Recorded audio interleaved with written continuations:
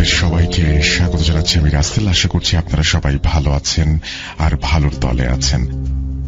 7টি দিন ধরে অপেক্ষা এবং অপেক্ষা ভূত.com এর, আর আমাদের অপেক্ষা আপনাদের কাছে দারুণ একটা এপিসোড নিয়ে হাজির হওয়া। এভাবেই কেটে যায় 7 দিন এবং 7 দিন পরে রাত 11:59 বাজতেই শুক্রবারে হাজির হয়ে যাই আমরা। আজকেও তার ব্যতিক্রম নয়। আজকেও আমাদের কাছে বেশ কিছু ইমেল রয়েছে এবং বেশ কিছু অডিও ক্লিপ রয়েছে। আশা করছি আমাদের আজকের এপিসোডটি আপনাদের ভালো লাগবে।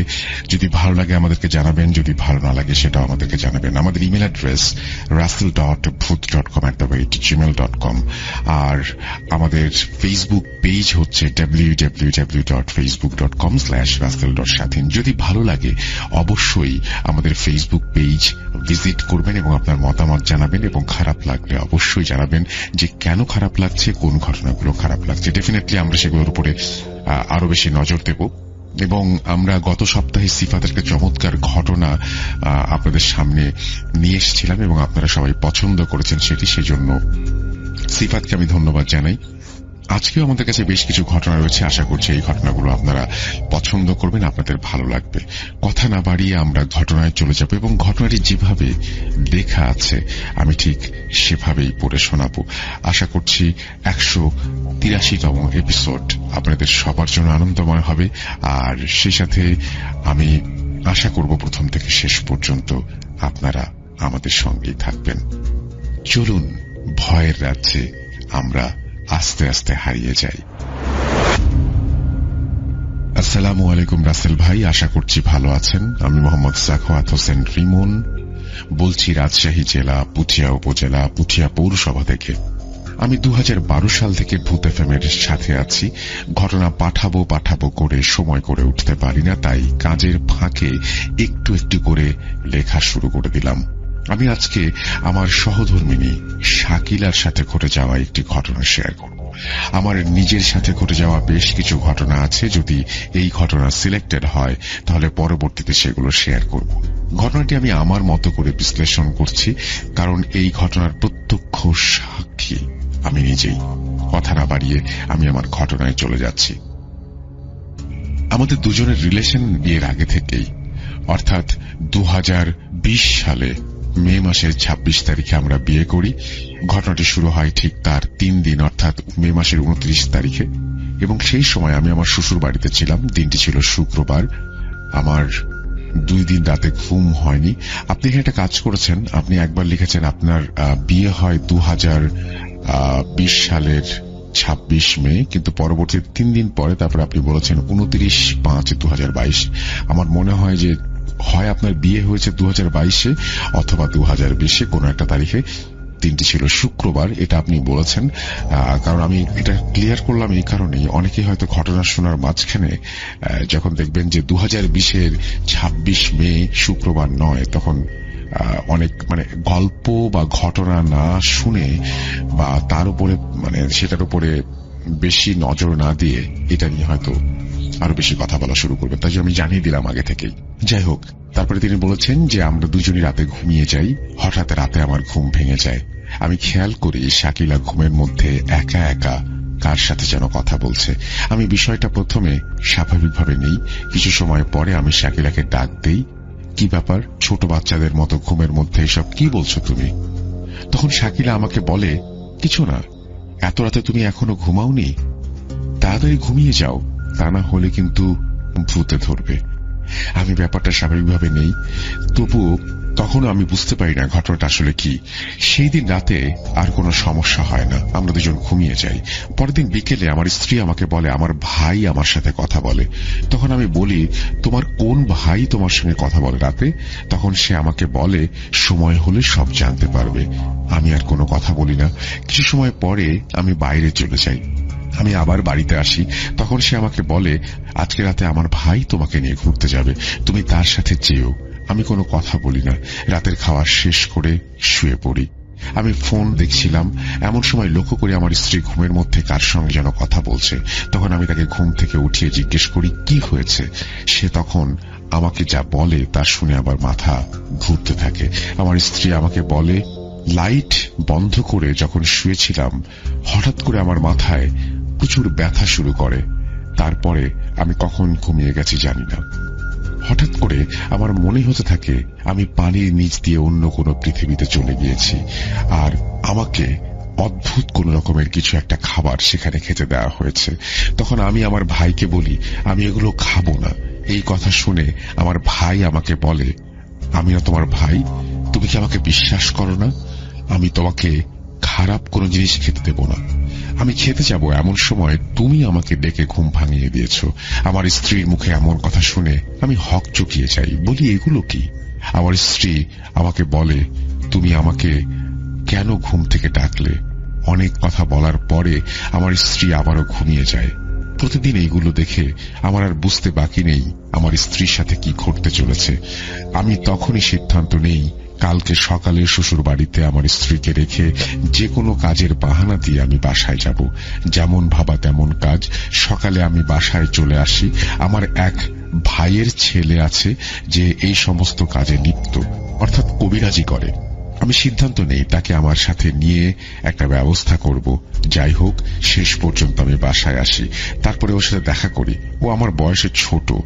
ওকে এই কয়দিনে ঘটে যাওয়া সমস্ত ঘটনা বলি। আমার কথা শুনে ও বলে, আমার মনে হয় এখনো তেমন কিছু হয়নি। সে আমার সাথে আমার শ্বশুর বাড়িতে আসতে রাজি হয়। পরে আমরা দুজন ও আর এক বন্ধু মিলে মোট 3 জন আমরা আমাদের শ্বশুর বাড়ির উদ্দেশ্যে রওনা করি। আমাদের সাথে প্রয়োজনীয় জিনিস যেমন মোমবাতি, আগরবাতি, সিঁদুর, 7 রকমের মিষ্টি, গোলাপ জল এগুলো ছিল। 30 মিনিটের মধ্যে আমরা আমাদের গন্তব্যস্থলে পৌঁছাই। বাসায় পৌঁছে আমরা বুঝতে পারি সেই জিনটি বাসার আশেপাশেই আছে। আমাদের দেখে বাসার বাইরে চলে যায়। আমার শাশুড়ি আমাকে বলে, বাবা তুমি বাসা থেকে বের হওয়ার পর শাকিলা আর ঘর থেকে বের হয়নি। 10 মিনিট আগে ঘর থেকে বের হয়েছে, সারাদিন কিছু খায়নি। বাসায় পৌঁছানোর পরে আমার স্ত্রী আমাদেরকে বলে, আমি সবকিছু আগে থেকেই জানি তুমি পুঠিয়াতে কেন গিয়েছিলে। তুমি চাও আমার ভাইকে আমার কাছ থেকে সরাতে, তাই না? একটা কথা মনে রেখো, আমার ভাই অনেক শক্তিশালী, তোমরা তাকে কিছুই করতে পারবে না। তখন আমিও আমার ভাইয়ের ছেলে বলি, সেইটা তোমার দেখা লাগবে না। আমরা কি করতে পারি আর কি করতে না পারি সেটা সময় হলেই দেখতে পাবে। যাই হোক, সন্ধ্যা হতে হতে তখনও অনেক বাকি। আমরা একটু বাইরে যাই। আমাদের কিছু আলোচনা ছিল সেদিন। কিছু সময় পর সন্ধ্যা পার হয়ে অন্ধকার নামে। আমি আমাদের কাজ শুরু করার জন্য আমাদের সাথে করে নিয়ে আসা যে সমস্ত জিনিসপত্র সেগুলো খোলা আকাশের নিচে রাখি। আমরা আগে চারপাশে একটা গোল বৃত্ত এঁকে নেই এবং যে জিনিসপত্রগুলো এনেছিলাম সেগুলো খোলা আকাশের নিচে তখনও বৃত্তের মধ্যে বসে লাল এবং সাদা মোমবাতি জ্বালিয়ে দিয়ে আগরবাড়িতে আগুন ধরিয়ে ধোঁয়া তৈরি করে আমার স্ত্রীকে নিয়ে বৃত্তের মধ্যে বসিয়ে দেই। তারপরে আশিক কিছু দোয়া পড়ে আমার স্ত্রীর কনিষ্ঠ আঙুল চাপ দিয়ে ধরলে জিনকে ডাকা শুরু করে। অনেক সময় পর সেই জিনটি আসতে চায় না। অনেক অনেক রিচুয়াল করার পরে জিনটি আসে। সেই জিনকে তার নাম জিজ্ঞেস করলে সে তার নাম বলতে চায় না। প্রায় 10 মিনিট পরে শুধু নাম বলে অপূর্ব। সে কেন আমার স্ত্রীর কাছে এসেছে জানতে চাইলে জিনটি কিছু সময় বলে, আমি আমার বাবার একমাত্র সন্তান। আমার বাবা মায়ের কথা শুনি না। আমাকে যেটা করতে নিষেধ করে আমি সেইটাই করি। আমি আমার বাবা মাকে অনেক বিরক্ত করি, তাই রাগে আমাকে বাসা থেকে তারা বের করে দিয়েছে। আমি বাসা থেকে বের হয়ে আসার পরে আমার এক বন্ধুর বাসায় একটা সেগুন গাছে থাকি। একে দেখার পরে আমার বেশ ভালো লেগে যায়। ও যখন কোরআন শরীফ পড়তো আমি তখন ওর পাশে বসে কোরআন তেলাওয়াত শুনি, আর খুব ভালো লাগতো তখন। আমি ওর কোনো ক্ষতি করিনি। আস্তে আস্তে আমি ওর সাথে কথা বলা শুরু করি। একটু একটু করে আমি ওর স্বপ্নে এসে কথা বলতে থাকি। একসময় আমি প্রতিদিন ওর স্বপ্নে এসে কথা বলতে থাকি। আবার আমি ওকে নিয়ে একসময় ঘুরতেও যাই। এই কথাগুলো বলে সেই জিনটি থামে।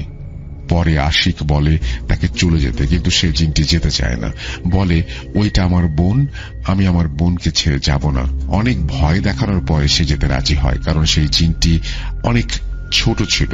ছোট থাকার কারণে সেই জিনটি তেমন কোনো ক্ষমতা না থাকায় এক প্রকার চলে যেতে বাধ্য হয়। যাওয়ার সময় আমাদের আনা মিষ্টি থেকে একটা মিষ্টি খেয়ে যায়। যা হোক, আমাদের মনে কিছুটা স্বস্তি ছিল, ঝামেলা মুক্ত হলাম আমরা। তো কি মনে করছেন ঘটনা এখানে শেষ? না প্রিয় লিসনার্স, অনেক দিন কেটে যায় কোনো সমস্যা ছাড়াই। হঠাৎ আমাদের বাসার মধ্যে সমস্যা শুরু হয়ে যায়। আমার আম্মু আমাকে ফোন দিয়ে বলে বাসায় তাড়াতাড়ি আসতে, শাকিলা কেমন জানি করছে। পুঠিয়া বাজার থেকে আমার বাসায় হেঁটে যেতে 3-4 মিনিটের রাস্তা। আমি দ্রুত বাসায় চলে যাই। আমি বাসায় গিয়ে দেখি নতুন ঝামেলা। বাজার থেকে আমার বাসায় হেঁটে যেতে 3-4 মিনিট লাগে। আমি দেখি আমার স্ত্রী মাথা নিচু করে 2 পায়ের মাঝখানে মাথা দিয়ে বসে কারোর সাথে কথা বলছে না, এবং আমি আমার স্ত্রীর এই অবস্থা দেখে অনেক ভয় পেয়ে যাই। আবার কি হলো? আমি আমার বাসায় ঢুকে কিছু দোয়া পড়ে আমার স্ত্রীর মাথায় ফুঁ দেই। তার কিছুক্ষণ পরে অবস্থা স্বাভাবিক হয়ে যায়। তার মিনিট খানেক পরে আমার স্ত্রী আমাকে দেখে সবার মাঝে আমাকে জড়িয়ে ধরে কান্না শুরু করে দেয় আর বলতে থাকে, মাগরিবের নামাজের পরে আমি রুমের বাইরে কারো দৌড়ানোর শব্দ শুনতে পেয়েছি। মনে হয় কেউ বাসার মধ্যে দৌড়ে দৌড়ে খেলা করছে। এই সমস্ত কথা শোনার পরে আমি আশিককে ফোন দেই 5 মিনিটের মধ্যে বাসায় আসার জন্য। পরে আশিককে সাথে করে বাইরে যাই। কেন আজ আবার এই সমস্যা হলো সেটা জানার জন্য। সবকিছু শোনার পরে আশিক বলে, ঠিক আছে, আমি আজকে রাতে জিন নিয়ে খোঁজ নিয়ে তোকে জানাবো এই সমস্যা কিভাবে হলো। রাত 1:30 মিনিটে আশিক আমার ঘুম থেকে আমাকে ডেকে তোলে। আমার আর আশিকের বাসা পাশাপাশি থাকার কারণে আশিক আমাকে রাতে সবকিছু জানাবে বলে জানায়। আশিকের কথা শুনে আমার মাথার টনক নড়ে যায়। আশিক বলে সেই জিনটি আবার এসেছে। আমি আশিককে বলি সেই জিনটি না চলে গেছে, তাহলে আবার আসলো কিভাবে? তখন আশিক আমাকে বলে সেই দিন সেই জিনটি আমাকে ধোঁকা দিয়েছে। আমি আজকে জানতে পারলাম সেই জিনটির আসল কারণ কি। জিনটির আসল কারণ হলো তোর স্ত্রী প্রথম সন্তান নিয়ে যাওয়ার জন্য সে তার সাথে থাকে, আর তোর স্ত্রীকে সে বোকা বানিয়েছে। যেহেতু জিনটি জানে তোর স্ত্রীর কোনো ভাই নেই, সেই সুযোগটা কাজে লাগিয়ে সে তাকে বোন ডাকে। আমি আশিকের মুখে এই কথাগুলো শোনার পরে মনে হলো আমি আকাশ থেকে মাটিতে পড়লাম। আমি আশিককে বলি এখন সেই জিনকে কি করা যায়। আশিক আমাকে বলল কোনো সমস্যা নেই, আমার গুরুকে সব জানিয়ে দিয়েছি, আগামীকাল রাতে আসন বসবে, তারপরে বুঝাবো, যদি না বোঝে তাহলে বাঁকা রাস্তায় হাঁটতে হবে, আমাদের বন্দি করে দেব। ঘটনাটা যত ছোট করে লেখা সম্ভব চেষ্টা করেছি, তারপরেও কিছু বাদ দিয়েছি ঘটনা ছোট করার স্বার্থে। অবশেষে 2 দিনে ঘটনা লিখে শেষ করলাম। রাসেল ভাই, এই ছিল আমার স্ত্রীর সাথে ঘটে যাওয়া ঘটনা, সম্পূর্ণ সত্য এবং বাস্তব ঘটনা। আমি এর আগে কোনো প্ল্যাটফর্মে ঘটনা শেয়ার করিনি। আমি আপনার উপস্থাপনায় ভূত FM ও ভূত.com ব্যতীত অন্য কোনো শো শুনি না। রাসেল ভাই, আল্লাহ আমাকে 7/11/2021 তারিখে একটি পুত্র সন্তান দান করেছেন। তার জন্য আপনারা সবাই দোয়া করবেন, আল্লাহ যেন তাকে সুস্থ দান করে। রাসেল ভাই, আমার লেখার মধ্যে অজান্তে কোনো ভুল ত্রুটি হলে ক্ষমা সুন্দর দৃষ্টিতে দেখবেন। এই সমস্ত কথা বলেই তিনি তার ঘটনা শেষ করেছেন। থ্যাংক ইউ সাখাওয়াত হোসেন রিমন আপনার ঘটনার জন্য। ঘটনা আমরা সবসময় সবাইকে অনুরোধ করব ঘটনা লেখার পরে পুরোটা একবার নিজে পড়ে দেখবেন, তাহলে নিজেরাই আপনাদের সংশোধন করে নিতে পারবেন ভুলগুলো। আর আরেকটা জিনিস, সেটা হচ্ছে যে আসন বসানোর পরে নিশ্চয়ই সুস্থ হয়েছিলেন আপনার স্ত্রী, সেই জন্যই আপনি বলছিলেন যে আপনি 2021 সালে বাবা হয়েছেন। আর সেই সাথে আমার কাছে আরেকটা জিনিসও ক্লিয়ার হয়ে গেল যে 2020 সালে আপনার তাহলে বিয়ে হয়েছিল। তো থ্যাংক ইউ ভেরি মাচ। আপনার আরো যদি ঘটনা থাকে আমাদের পাঠাবেন অবশ্যই অবশ্যই। এবং পুঠিয়া থেকে আপনি পাঠিয়েছেন এই ঘটনাটি, রাজশাহী জেলা পুঠিয়া থেকে। Thank you very much. এবং আপনারা যারা ঘটনা পাঠাতে চান আপনারাও ঘটনা পাঠাবেন। আমাদের ইমেল অ্যাড্রেস russell.booth.com@gmail.com এই অ্যাড্রেসে পাঠিয়ে দেবেন ঘটনা। এবং অসংখ্য ঘটনা আমাদের আসলে প্রতিদিন দরকার হয়, তাই জন্য ঘটনা যদি আপনার কাছে থাকে তাহলে পাঠাতে একেবারেই দেরি করবেন না। যাই হোক, আমরা কথা না বাড়িয়ে চলে যাব আমাদের পরবর্তী ঘটনায়। সাথেই থাকুন।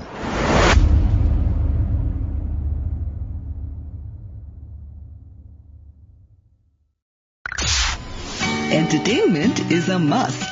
শুনুন স্বাধীন পডকাস্ট। এই ফাইলটি ডাউনলোড করেছেন episodevd.com ওয়েবসাইট থেকে। এরকম আরো অনেক ফাইল ডাউনলোড করার জন্য এখনই ভিজিট করুন episodevd.com। লুকোচুরি খেলবে? লুকোচুরি তুমি লুকাও, আমি ঠিকই তোমাকে খুঁজে পাবো।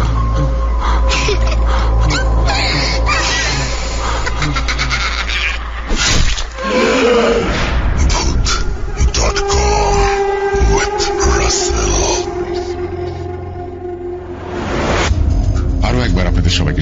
হচ্ছে আমি রাসেল। আশা করছি আপনারা সবাই ভালো আছেন এবং ভালোর দলে আছেন। আমিও ভালো আছি এবং ভালোর দলে আছি। আর প্রথম যে ঘটনাটি, সেই ঘটনাটি আপনারা শুনলেন, জিন রিলেটেড একটা ঘটনা। ভাবলাম যে আরো একটা অডিও ক্লিপ আপনাদেরকে শুনিয়ে, তারপরে আবার ভাবলাম যে না, অডিও ক্লিপের আগে যদি আরো একটা আপনাদেরকে ইমেল শোনানো যায় তাহলে কেমন হয়। আর সেই জন্যই আবারও ইমেল নিয়ে আপনাদের কাছে ফিরে আসা। এবং এবারে যে ইমেলটি এসছে, আমার কাছে এই যে অদ্ভুত লাগে, পৃথিবীর বিভিন্ন জায়গা থেকে বিভিন্ন মানুষ আমাদের লিখে পাঠাচ্ছেন বিভিন্ন ঘটনা, এবং এই যে এক একজনের সাথে একই টাইপের ঘটনা এক এক ভাবে ঘটছে, এই ব্যাপারটাই সবচাইতে বড় রহস্যময়। কিন্তু এটা আমার কাছে খুবই অদ্ভুত লাগে এবং আমাকে সবসময় ভাবিয়ে তোলে যে এমন কেন হয়। আমি জানি না এই প্রশ্নের উত্তর। নিশ্চয়ই এই প্রশ্নের উত্তর যদি আপনাদের জানা থাকে আপনারা আমাদের জানাবেন। যাই হোক, কথা না বাড়িয়ে আমরা ঘটনায় চলে যাচ্ছি এবং যেভাবে ঘটনা লেখা আছে আমি সেভাবেই শুরু করছি। আসসালামু আলাইকুম রাসেল ভাই, আশা করি অনেক ভালো আছেন। আমি মোহাম্মদ ইমরান, শালিখা থানার মাগুরা জেলা থেকে। রাসেল ভাই, ঘটনাটি আমি কালেক্ট করেছি আশরাফুর রহমান চাঁদ ভাইয়ের কাছ থেকে। এই ঘটনাটি রাজবাড়ী জেলার বালিয়াকান্দি নামক স্থানের ঘটনা। ঘটনাটি আশরাফুল ভাইয়ের মার সাথেই ঘটেছে। আমার ঘটনাটি যদি সিলেক্টেড হয় তবে আমি চাই আপনি ঘটনাটি পড়ে শোনান, কারণ আপনার কণ্ঠে শুনলে মনে হয় ঘটনাটির পুনরাবৃত্তি আমার চোখের সামনেই হচ্ছে।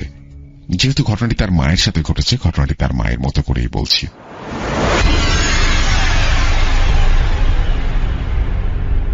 আমি ছোটবেলা থেকে একটু বেশি চঞ্চল প্রকৃতির ছিলাম। মাঠ ঘাট বন জঙ্গল চষে বেড়াতাম এবং বড়শি দিয়ে মাছ ধরতে খুব পছন্দ করতাম। একদিন আমি আর আমার বাবা আমাদের বাড়ির চারপাশে একটা ভালে বড়শি দিয়ে মাছ মারতে যাই এবং সেখানে আমরা অনেক মাছ পাই। আমার বাবা খুব পান খেতেন। পান শেষ হয়ে যাওয়াতে বাবা আমাকে রেখে বাড়িতে চলে আসেন পান খাওয়ার জন্য। বাবা আসার পর আমি অনেক বেশি মাছ পেতে শুরু করি। এজন্য আরো বেশি উদ্দীপনা নিয়ে আমি মাছ মারতে থাকি।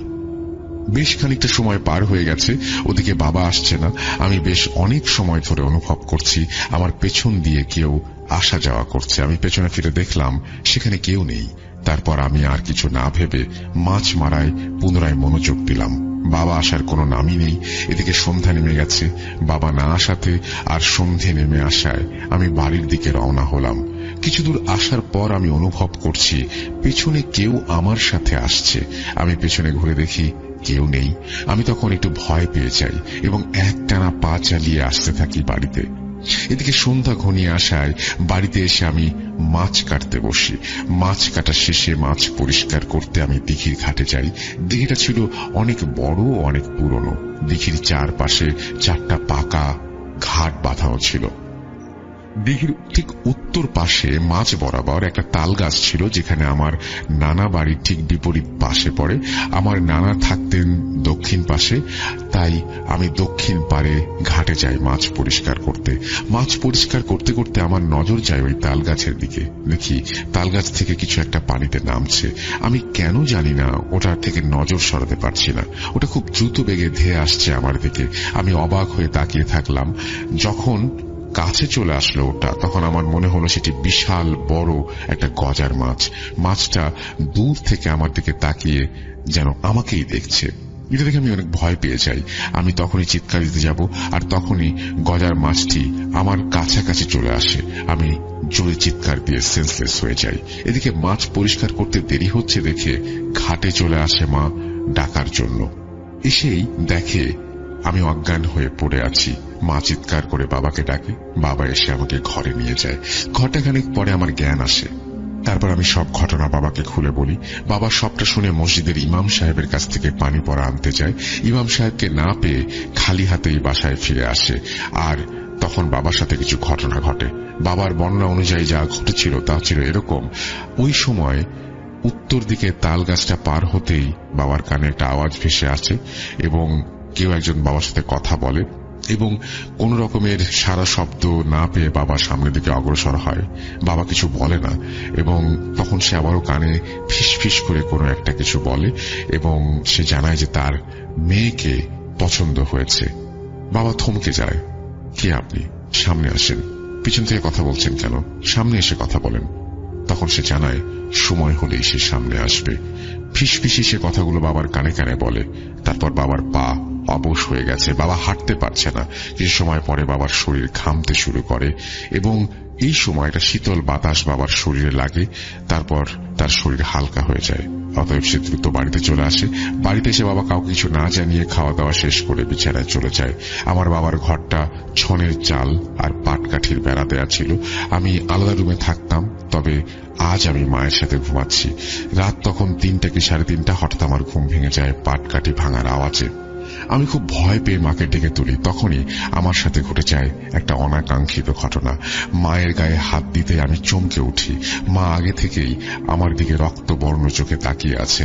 আমি ভয়ে বাবাকে ডাক দিতে যাব, তখনই অনেক অন্যরকম একটা কণ্ঠস্বর আমি শুনতে পাই। কেউ আমাকে আশ্বস্ত করে ভয় না পেতে এবং সে আমাকে বলে যে সে আমাকে পছন্দ করেছে। এই কথা বলেই আমার মা অট্ট হাসিতে ফেটে পড়ল। আমাকে বলল আমি আবার আসব। অর্থাৎ যে কথাটা, যে অন্যরকম কণ্ঠস্বর, সেটি আমার মায়েরই ছিল। আমি তখন ভয়ে চোখ বন্ধ করে ফেলি। তারপর আস্তে আস্তে চোখ খুলে দেখি মা আমার দিকে স্বাভাবিকভাবে তাকিয়ে ঘুমাচ্ছে। ভয়ে আমি জড়সড় হয়ে আয়াতুল কুরসি পড়তে শুরু করি। এমন অবস্থায় ফজরের আজান আমার কানে ভেসে আসে। বিছানা ছেড়ে ফজরের নামাজের জন্য রেডি হই। তারপর নামাজ আদায় করে আবার বিছানায় গিয়ে শুয়ে পড়ি। শরীরটা বেশ ক্লান্ত লাগছিল। কখন যে ঘুমিয়ে গেছি বুঝতেই পারিনি। সকালে হঠাৎ হইচইয়ের শব্দে আমার ঘুম ভাঙে। হইচই কিসের? বিছানা ছেড়ে উঠে দেখতে চৌকাঠে দাঁড়ালাম। দেখি লোকজন কি নিয়ে যেন ফিসফিস করে কথা বলছে। আমাকে দেখে সবাই অবাক হয়ে তাকালো। আমি কিছু বুঝে ওঠার আগেই আমার মা আমাকে জড়িয়ে ধরে কান্নাকাটি শুরু করে দিল আর বলছে, কোথায় গিয়েছিলি তুই মা? গত 2 দিন ধরে তোকে খুঁজছি, কোথাও পাচ্ছি না। আমি বললাম, কি বলছো মা?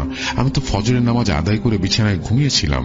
তখন বাবা বলল, হ্যাঁ রে মা, তোর মা ঠিকই বলছে।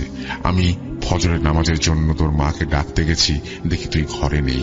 কোথায় চলে গিয়েছিলি মা?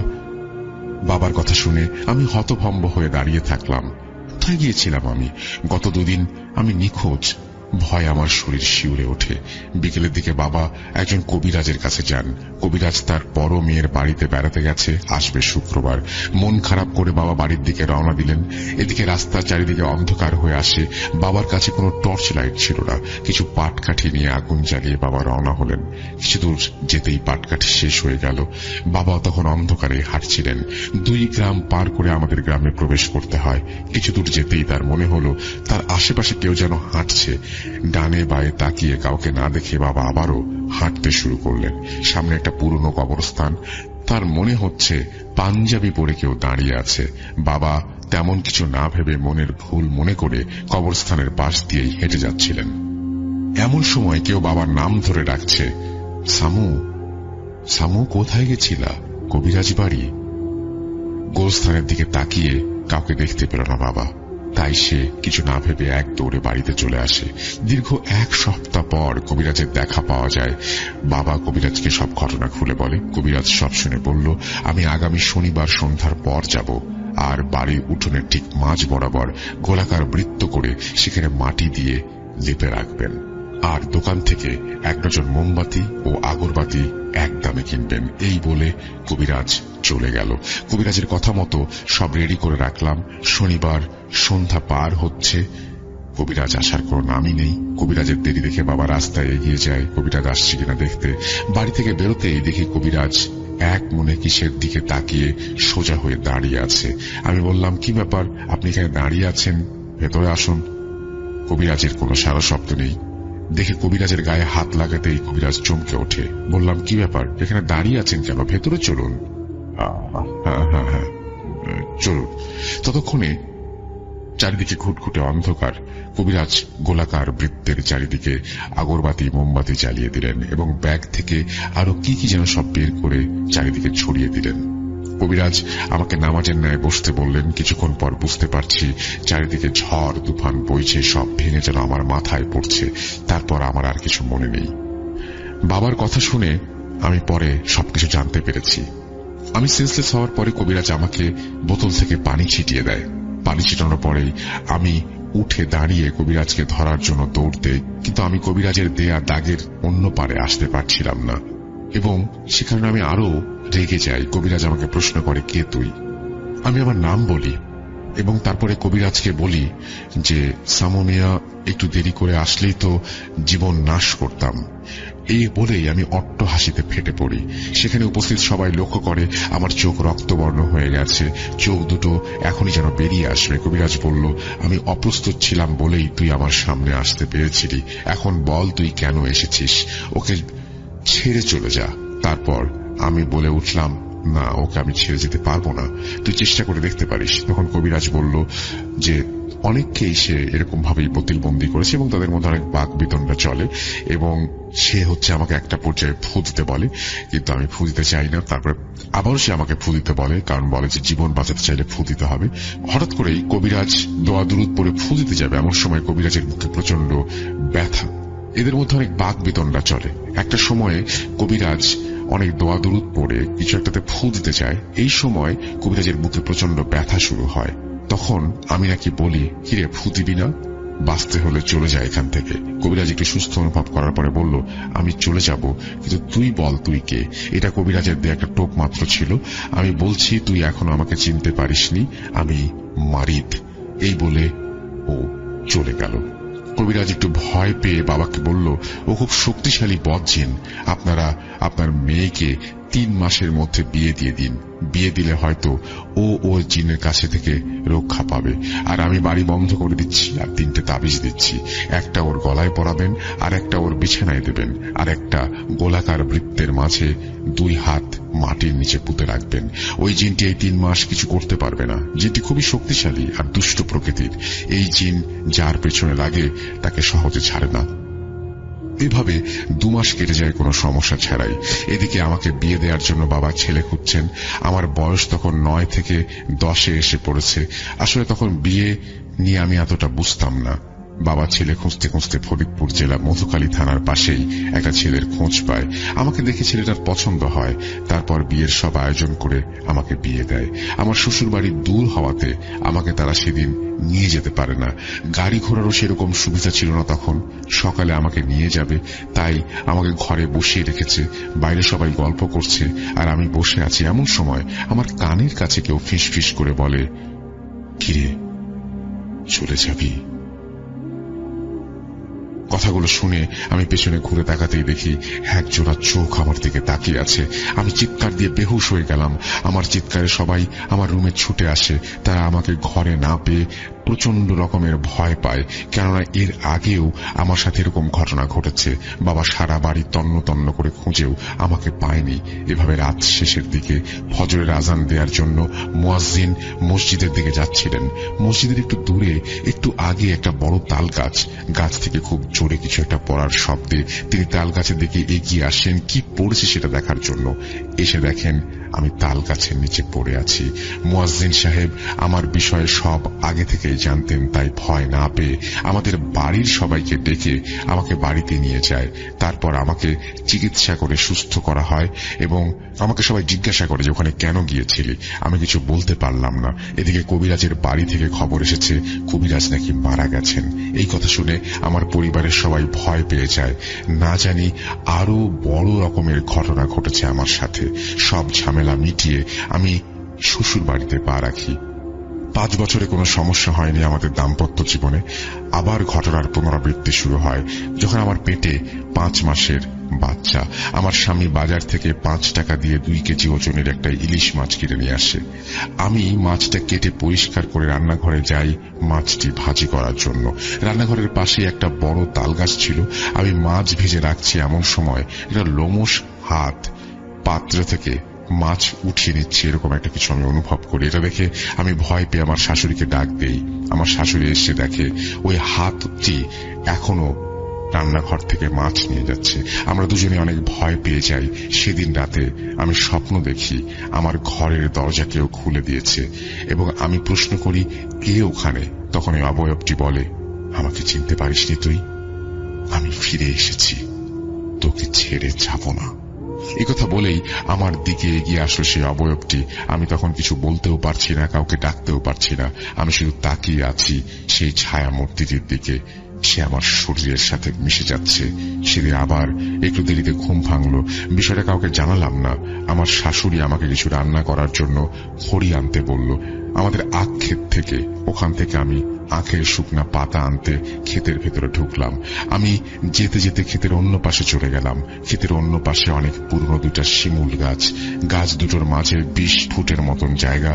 আমি গাছের দিকে তাকাতে আমার শরীর হিম হয়ে গেল, আমার কলিজা ফেটে যাচ্ছে, চোখ আটকে যাচ্ছে। ওই গাছটির দিকে তাকিয়ে দেখি দানব আকৃতির একটা কিছু সেই গাছের উপরে বসে আছে, আমার দিকে তাকিয়ে আছে। আমি সব দেখে সেন্সলেস হয়ে যাই। দুপুর গড়িয়ে বিকেল হয়ে যাচ্ছে। এদিকে আমার দেরি দেখে আমার শাশুড়ি আমাকে খুঁজতে চলে আসে, দেখে আমি সেন্সলেস হয়ে পড়ে আছি, চোখ দুটো খোলা, আগুনের মতো লাল। আমাকে ওভাবেই বাড়িতে নিয়ে আসা হয়। তারপর জ্ঞান ফিরলে আমি তাদের সব ঘটনা খুলে বলি। রাতে আমি শুয়ে আছি আমার স্বামীর পাশে, ওখান থেকে শিমুল গাছ স্পষ্ট দেখা যায়। আমি শুয়ে শুয়ে দেখছি ওই গাছটা থেকে ওই অবয়বটি নেমে আমার দিকে আসছে। আমি কথা বলতে পারছি না, মনে হচ্ছে আমার গলা টিপে ধরবে, আমি নিঃশ্বাস নিতে পারছি না। যত কাছে আসছে আমার মনে হচ্ছে যেন একটা আগুনের বড় বৃত্ত তৈরি হচ্ছে। আমার কাছাকাছি এসে আমার চোখে থাবা মারে সেই অবয়বটি। তারপর আমার আর কিছু মনে নেই। আমার শাশুড়ি পরে আমাকে সব ঘটনা খুলে বলেছে। ঘটনাটিকে এমন, আমি আমার স্বামীকে গলা চিপে ধরি এবং আমার স্বামী চিৎকার করে বাড়ির লোকজনকে ডেকে তোলে এবং লোকজন দৌড়ে এসে দেখে আমি স্বামীকে গলা টিপে ধরে আছি, ওর জিহ্বা প্রায় বের হয়ে এসেছে। এভাবে তাড়াতাড়ি ঘরের দরজা ভেঙে তারা বাড়ির ভেতরে প্রবেশ করে। আমার শাশুড়ি আমাকে ধাক্কা দিয়ে নিচে ফেলে দেয়। আমি গর্জন করে আমার শাশুড়ির গলা চেপে ধরি। এদিকে আমাদের বাড়ির চারিপাশে লোকজনও ছুটে আসে। আমার এই অবস্থা দেখে আমাকে সবাই চেপে ধরে বলছে, কি হয়েছে আপনার, এরকম করছেন কেন? আমি কোনো কথা না বলে সবাইকে মারতে আরম্ভ করি। সবাই এই অবস্থা দেখে বাসায় চলে যায়। আমি আমাদের সেই আখ ক্ষেতের ভেতরে চলে যাই। সারা রাত খুঁজেও আমাকে কেউ পায়নি। পরের দিন সকালে আমাকে ওই শিমুল গাছে পাওয়া যায়। কয়েকদিন পর আমার পেটের যে সন্তানটি ছিল সেটি নষ্ট হয়ে যায়। আমার সাথে এই ঘটনা ঘটতে থাকে আর প্রত্যেকবারই শিমুল গাছে আমাকে পাওয়া যায়। এভাবে আমার 3টে বাচ্চা আমি হারাই। এভাবে কঠিন কষ্টের মধ্যে দিয়ে আমার জীবন চলতে থাকে, সংসার চলতে থাকে। আমার শাশুড়ি একটা কবিরাজের সন্ধান পায়। কবিরাজ আমাদের বাড়ি এসেই ছটফট করতে থাকে। কবিরাজ শুধু একটা কথাই বলে, আপনার বৌমাকে এই বাড়িতে রাখবেন না, রাখলে উনি কোনোদিন মা হতে পারবেন না। এই কথা বলে কবিরাজ চলে যায়। কবিরাজের কথা শুনে কয়েকদিনের ভেতর আমার স্বামী আর আমি আমার বাবার বাড়িতে চলে আসি। বাড়িতে আসার 2 মাসের ভেতর আবারও সন্তান সম্ভবা হই। এখানে আসার পর আমার বেশি সমস্যা হয়নি, তবে মাসে 3 থেকে 4 বার আমি পজেস্ট হতাম। দোয়া কালাম পড়ে গায়ে পানি ছিটালে জিনটি চলে যেত। এভাবে আমি বাবার বাড়িতে 7টি সন্তানের জন্ম দেই। ওরা সবাই সুস্থ আছে। 5 বছর আগে আমার বড় ছেলে একটা কবিরাজ আনে আমাদের বাড়িতে। কবিরাজ এসে কিছুক্ষণ পরে বলল, যে জিনটা আপনাদের কাছে আসে সে আর আপনার কাছে আসবে না। আমার বড় ছেলে কবিরাজকে জিজ্ঞেস করে, কেন আসবে না? কবিরাজ বলল, সে এখন অনেক বৃদ্ধ আর অনেক জিন এখন ওনার কাছে তালিম নেয়। এরপর ওই জিনটি আর আসেনি। এই ছিল ঘটনা। আলহামদুলিল্লাহ এখন সবাই সুস্থ আছে। রাসেল ভাই ভূত.com প্রথম লিখলাম, ভুল ত্রুটি হলে ক্ষমা সুন্দর দৃষ্টিতে দেখবেন। এই ঘটনাটি সিলেক্টেড হলে অবশ্যই আমাকে জানাবেন। আর 1.5 মাস পর আমার HSC পরীক্ষা, সবাই আমার জন্য দোয়া করবেন। ঘটনাটি কষ্ট করে লিখেছি, প্রচার করলে খুশি হব। ইমরান হুসাইন, জেলা মালগুড়া, থানা শালিখা। আপনাকে অসংখ্য ধন্যবাদ আপনার ঘটনা পাঠানোর জন্য। আশা করছি ঘটনাটি আপনাদের ভালো লেগেছে। ঘটনার অনেক বিষয়ই অনেক ঘটনার মতো হলেও খুব অদ্ভুত। যেমন হচ্ছে যে আমরা মাছ খাওয়ার ঘটনা হয়তো অনেকেই শুনেছে, যে বাইরে থেকে হাত বাড়িয়ে মাছ খাওয়ার যে বিষয়টি, কিন্তু সেটার সাথে এটাও সত্যি যে আমরা কখনো দেখিনি যে সেই দৃশ্য একই সাথে 2 জন প্রত্যক্ষ করছে। এই ব্যাপারটা বেশ নতুন। যাই হোক, আমরা আশা করব যে আপনাদের আমাদের ঘটনাগুলো ভালো লাগছে, পছন্দ হচ্ছে, এবং আপনারা যদি ঘটনা পাঠান তাহলে আমরা খুবই খুশি হব। আমাদের ঘটনা পাঠানোর অ্যাড্রেস হচ্ছে russell.booth.com@gmail.com। আপনার নাম, ঠিকানা এবং ফোন নাম্বার সহ আপনার জীবনে ঘটে যাওয়া বা আপনার জানা সেরা ঘটনা লিখে পাঠিয়ে দিন আমাদের কাছে। ঘটনা শুরুতে অবশ্যই উল্লেখ করুন ঘটনাটি আপনি স্টুডিওতে এসে শেয়ার করতে চান, নাকি আপনি চান আপনার ঘটনা আমরা পড়ে শোনাই। যারা দেশের বাইরে রয়েছেন তারা সরাসরি অডিও ক্লিপ পাঠাতে পারেন বা লিখেও পাঠাতে পারেন ঘটনা। এটা কমপ্লিটলি আপনাদের ব্যাপার। আমরা চলে যাব আমাদের পরবর্তী ঘটনায়।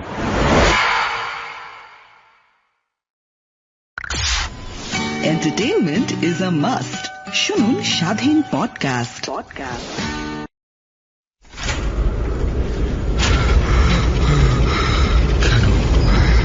কেন তুমি আসো?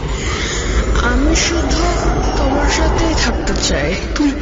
তুমি চলে যাও প্লিজ, চলে যাও।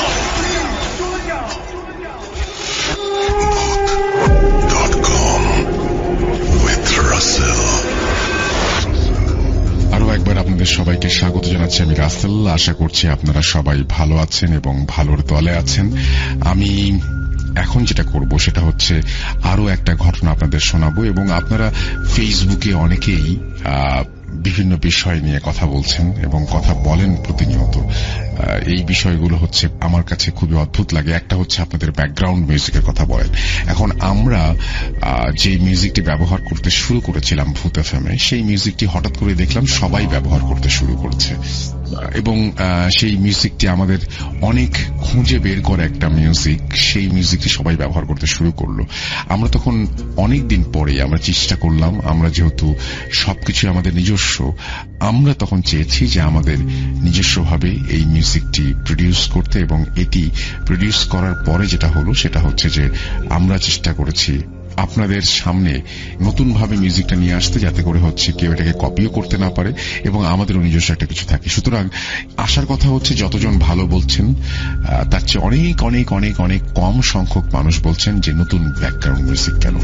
আগে এরকম হতো না, এখন এটা হচ্ছে। এটা খুবই পজিটিভ একটা ব্যাপার। আমি খুবই পজিটিভলি দেখছি যে সবাই আপনারা এই মিউজিকটিকে পছন্দ করেছেন, আপনাদের ভালো লেগেছে। Thank you very much. আমরা চলে যাচ্ছি আমাদের পরবর্তী ঘটনায়। ঘটনাটি যার কাছ থেকে কালেক্ট করা, তিনি হচ্ছেন আশরাফুল রহমান চাঁদ, রাজবাড়ী বালিয়াকান্দি থেকে, এবং তিনি লিখছেন, আসসালামু আলাইকুম রাসেল ভাইয়া, আমার নাম, এবং তিনি তার নাম প্রকাশে অনিচ্ছুক।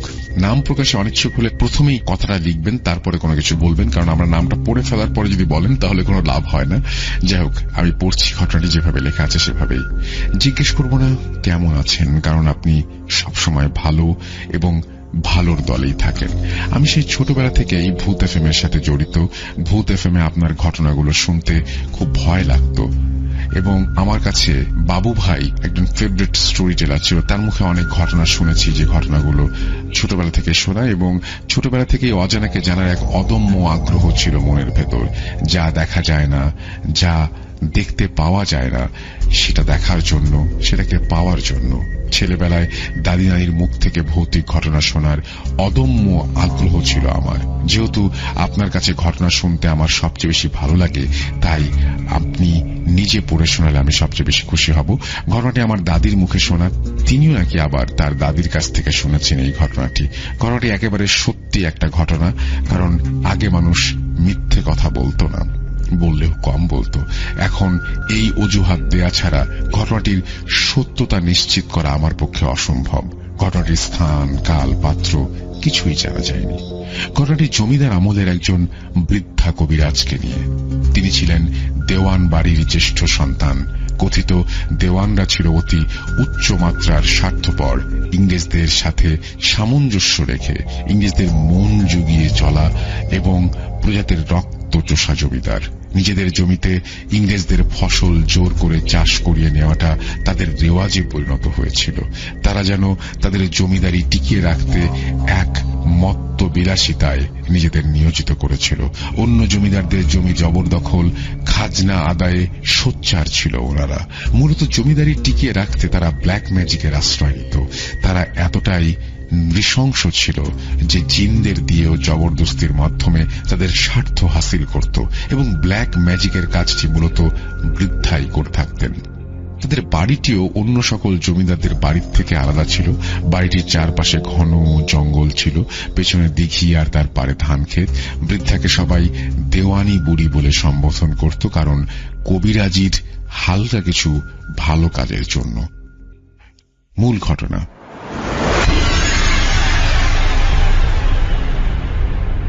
জমিদার বাড়ির 105 বছর বয়সী বৃদ্ধা মারা যান। সময়টা শীতকালের কোনো এক রাত। কিন্তু আশ্চর্যের বিষয়, এই ভরা শীতে শিলাবৃষ্টি হচ্ছিল যেন হাজারো শেয়ালের বিয়ে লেগেছে। প্রচন্ড শিলাবৃষ্টির কারণে বুড়িকে কবরস্থ করা সম্ভব হচ্ছিল না। গত 2 দিন যাবৎ, হ্যাঁ, বৃদ্ধা গত 2 দিন হল গত হয়েছেন, যা গ্রামবাসী যারা উপস্থিত ছিলেন তারা কেউই জানতেন না। এদিকে বৃদ্ধার মৃত্যু, অন্যদিকে শীতকালে অনির্দিষ্টকালের জন্য অকাল বর্ষণ, যা অস্বাভাবিকভাবেই পরিবারের সকলের কাছে গ্রহণযোগ্য হচ্ছিল না, এবং সেই কারণে গ্রামে কুৎসা রটনার ভয়েই কাউকে কিছু বলছিলেন না তারা। আর এদিকে রাজ্যের সকল কুকুর ওই বাড়িটিকে ঘিরে ঘেউ ঘেউ করতে শুরু করে দিয়েছিল, যেন বুড়ির লাশটিকে তারা পেলে ছিঁড়ে খুবলে খাবে। আরেকটি বিষয়, অনেক কাক এই রাতের বেলায় এমনভাবে ডাকাডাকি করছিল যেন বৃদ্ধা কতদিন ধরে তাদের ক্ষতি করে আসছে। বাড়ির ভেতর থেকে কেউ লাঠি সোটা নিয়ে বের হলে সব কুকুরগুলো দৌড়ে জঙ্গলের ভিতরে চলে যায়, আর কাকগুলো এলোমেলো ভাবে উড়ে চলে যায়।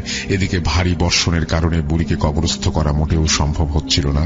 এক পর্যায়ে বাড়ির সকলে বুড়িকে একটি ঘর তৈরি করে তাতে বুড়িকে কবরস্থ করার সিদ্ধান্ত নেয়।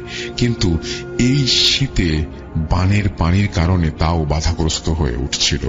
এক সময় এই বৃষ্টি থামলে তারা বৃদ্ধাকে কবরস্থ করার সিদ্ধান্ত নেয়। তাই গ্রামের সকলে যে যার মতন কাজে চলে যায়। এদিকে বৃদ্ধার মৃত্যু 2 দিন হয়ে যাওয়ায় লাশটিতে পচন ধরে, তাই তারা 2 দিনে 2 বার করে লাশটিকে গোসল করাচ্ছিল। আতর, সুগন্ধি, গোলাপ জল, ধূপধুনো দিয়ে সতেজ রাখার চেষ্টা করছিল লাশটিকে। ঘটনার 3য় রাত, এই দিনে বৃষ্টি থামার জো না দেখে আত্মীয় স্বজন সবাই মিলে স্বাভাবিক হতে শুরু করে। দিনগুলো যেন অপেক্ষা করছিল শুধু মৃতের শবদেহ কবরস্থ করার জন্য। ঘটনার 3য় দিন রাত মাঝরাত লাশটিকে জমিদার বাড়ির বড় বৈঠকখানায় রাখা হয়। আসবাবপত্র সব সরিয়ে বৈঠকখানায় বাড়ির সকল মহিলারা আর বাইরে পুরুষেরা। নারীরা জোরে জোরে কোরআন তেলাওয়াত ও জিকির আজকার করতে থাকে। একসময় সকলে লাশকে পাশে রেখে ঘুমিয়ে পড়ে। বাইরে পুরুষরা কেউ জেগে থাকে অথবা ঘুমিয়ে। বৈঠকখানার মেঝেতে এক কোণে একটি জমিদারি স্ট্যান্ডের ওপরে নিভু নিভু প্রদীপ জ্বলছে। শুধু একজন বৃদ্ধা জেগে আছেন বৈঠকখানায়, আর বাকি মহিলা ও শিশুরা ঘুমিয়ে পড়েছেন। যেহেতু ঘটনাটি 3য় দিনের, তাই সবকিছুই আর 5টা দিনের মতোই স্বাভাবিকভাবে চলছিল। এক পর্যায়ে বৃদ্ধা শুধু তন্দ্রাচ্ছন্ন হয়ে জিকির আজগার করতে থাকেন একটা বড় জমিদার দ্বিহাতল বিশিষ্ট চেয়ারের উপরে বসে। হঠাৎ করে বাড়ির টিনের চালের উপরে ধুম করে আওয়াজ হয়। আশ্চর্যের বিষয়, কারো ঘুম ভাঙেনি। হঠাৎ করে বৃদ্ধা দেখতে পান একটা লম্বা কালো ছায়া বন্ধ জানালার এক পাশ দিয়ে ঘরে প্রবেশ করতে থাকে। মৃদু আলোতে একজন মানুষ দাঁড়িয়ে থাকলে তার ছায়া যেমন দেয়ালে পড়ে, সেই রকম ভাবে ভেসে ভেসে আসে সেই ছায়াটি। বৃদ্ধা এক রকমের প্যারালাইজড হয়ে যান, যেন তার চোখ দুটো শুধু কাজ করছিল। তিনি দেখতে পান সেই ছায়াটি ভেসে ভেসে লাশের পাশে এসে দাঁড়িয়েছে। অসম্ভব কালো ছায়া, চিকন দেহ, 2 হাত, লম্বা লম্বা চুল, তাও মাথা থেকে পা পর্যন্ত। ছায়াটি তার মাথার একটি চুল ছিঁড়ে বৃদ্ধার শরীরের পরিমাপ নেয় এবং সে সেই কুপিবাতির দিকে ছুঁড়ে মারে। নিমিষেই চুলটি পুড়ে ধোঁয়ার তৈরি হয়। ঘটনাটি এই পর্যন্ত হলে বোধহয় ঘটনাটি আকস্মিক একটি ঘটনায় পরিণত হতো, কিন্তু এরপর যা ঘটে তাতে ঘটনাটি একটি মর্মান্তিক ঘটনায় রূপ নেয়। যে কোনো সুস্থ মস্তিষ্কের মানুষের চিন্তার মাঝে যেটা বিরাজ করে না। অবয়বটি এক পর্যায়ে বৈঠকখানায় ঘুমন্ত সকল মহিলা ও শিশুদের শরীরের মাপ নিতে থাকে তার চুল দিয়ে। অতঃপর সেই চুলগুলো মুখ উঁচু করে অল্প অল্প করে চিবিয়ে গিলতে থাকে। এভাবে সকলের পরিমাপ নিয়ে অবয়বটি মৃত বৃদ্ধার লাশটি পাতাল করে নিয়ে দেয়ালে ছায়ার মতন ভেসে ভেসে জানালা এক ফাঁক দিয়ে চলে যায় এবং যাওয়ার সময় টিনের চালে বিকট একটি শব্দ করে চলে যায়। এই পর্যায়ে বৃদ্ধা অজ্ঞান হয়ে মাটিতে লুটিয়ে পড়েন। সকাল হলে বাড়ির পুরুষেরা দেখেন বৈঠকখানার দরজা এখনো তালা বন্ধ। তারা ডাকাডাকি করতে থাকেন অনেকক্ষণ ধরে। প্রায় অনেকক্ষণ পরে বৃদ্ধা দরজা খোলেন, তার সেই চেয়ারটির ওপর দাঁড়িয়ে। তারপর সকলে অবাক দৃষ্টিতে তাকিয়ে থাকে কিছুক্ষণ। তারপর ধরাধরি করে বৃদ্ধাকে নামান। গতরাতের লাশ চুরি যাওয়ার ঘটনাটি বৃদ্ধা সকলকে খুলে বলেন। সবাই হুড়োহুড়ি করে বৈঠকখানা ও বাড়ির চারপাশে লাশটি খুঁজতে থাকেন। এক ধুম চিল্লাচিল্লি হয়ে যায় জমিদার বাড়িতে। বৃষ্টির মধ্যে সকলেই খুঁজতে থাকেন লাশটিকে, কিন্তু কোথাও খুঁজে পাওয়া যাচ্ছিল না তাকে। এক পর্যায়ে সকলে একটি বিষয় খেয়াল করেন, তারা সকলে লাশটিকে নিয়ে এত শোরগোল করে খোঁজাখুঁজি করলেও বাড়ির একজন মহিলা বা ছোট সদস্য তাদের সাথে নেই। তারা অবাক হয়ে বিষয়টি দেখতে যান বৈঠকখানায়, আর গিয়ে দেখেন একই বৈঠকখানায় সকলে এখনো ঘুমাচ্ছেন। শত ডাকাডাকি করেও কোনো লাভ হচ্ছে না। এক পর্যায়ে বৃদ্ধা কাল রাতের পুরো ঘটনাটি সকলের কাছে খুলে বলেন। অবিশ্বাস্য এই ঘটনার পরে সবাই গ্রামের একজন মসজিদের ইমাম সাহেবকে ডেকে নিয়ে আসেন খুব গোপনে। ইমাম সাহেব এসেই সবকিছু আঁচ করতে পারেন, আর অবাক দৃষ্টিতে কিছুক্ষণ তাকিয়ে থাকেন সকলের দিকে। তার বয়ান অনুযায়ী বৈঠকখানার সকল মহিলা ও শিশু মারা গিয়েছেন। এ যেন মরার ওপরে খাড়ার ঘা। এক নির্বাক পুরুষালী কান্নার রোল পড়ে জমিদার বাড়িতে। ইমামের বয়ানে দেওয়ানি বুড়ি ছিলেন একজন কালো জাদুর সাধক। তার জীবদ্দশায় যদি জিনদের আটক করে তাদের দিয়ে নানা রকমের কুকীর্তি করে বেড়াতেন, খাটিয়ে নিতেন তাদেরকে দিয়ে। তার মৃত্যুর পরে সকল জিনেরা একে একে ছাড়া পেয়ে যায়। ক্ষতি করার জন্য তারা কুকুরের রূপে, কাকের বেশে পাগল প্রায় হয়ে যায়। প্রতিশোধের আগুন নেভাতে তারা সেই বৃদ্ধার লাশটি নিতে আসে। যেহেতু সকলে ঘুমিয়েছিলেন, তাই তারা আরো বড় ক্ষতি করার সিদ্ধান্ত নেয় এবং বৈঠকখানার সকল ঘুমন্ত ব্যক্তির উপরে আক্রমণ করে। এরপর দেওয়ানবাড়ির জমিদারিতে ভাটা পড়তে থাকে। এক পর্যায়ে তারা নিঃশেষ হয়ে যায়। এটাই ছিল ঘটনা রাসেল ভাই। করারে ভালো লাগলে আগামী এপিসোডে পড়ে শোনার অনুরোধ রইল। আপনার কাছে ঘটনাটি শোনার জন্য অধীর অপেক্ষায় থাকলাম। আসসালামু আলাইকুম রাসেল ভাই, ভালো থাকবেন সবসময়। ভালোর দলে থাকা আমাদের প্রিয় স্টোরি টেলার। আমার পরিচয় গোপন রাখার অনুরোধ রইল। Thank you very much. অনেকদিন পর একটা চমৎকার ঘটনা পড়লাম। একজন নতুন মানুষ কিন্তু খুব চমৎকার ভাবে গুছিয়ে লিখেছেন। এত চমৎকার লেখা আসলে অনেকদিনই পড়া হয়ে ওঠেনি। থ্যাংক ইউ ভেরি মাচ আপনার ঘটনার জন্য। অন্যরাও দেখুন কি চমৎকার ভাবে তিনি লিখে পাঠিয়েছেন। আপনাদেরও আমরা চাচ্ছি যে আপনারাও ফেসবুক পেজ যান www.facebook.com/russell.স্বাধীন অথবা স্বাধীন মিউজিক অ্যাপের যে কমেন্ট সেকশন আছে সেখানে একটু আলাদাভাবে ধন্যবাদ জানান এই মানুষটিকে। নাম প্রকাশ করতে পারছি না, কিন্তু এই মানুষটি আসলে অসাধারণ একটি ঘটনা আমাদের উপহার দিয়েছেন। Thank you very much. আমরা চলে যাব আমাদের পরবর্তী ঘটনায়।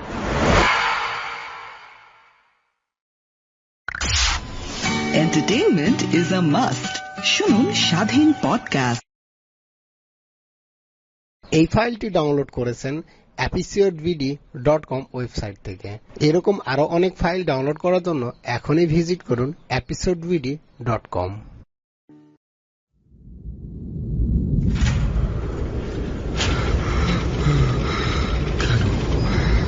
কেন তুমি আসো? আমি শুধু তোমার সাথেই থাকতে চাই। কিভাবে সম্ভব? মৃতদের এই পৃথিবীতে থাকতে নেই। তুমি চলে যাও, চলে যাও, প্লিজ চলে যাও। সবটাই কি ইলুশন, নাকি অন্য জগতের কেউ কখনো হাজির হয়ে যায় চোখের পলকে? ভূত.com with Russell।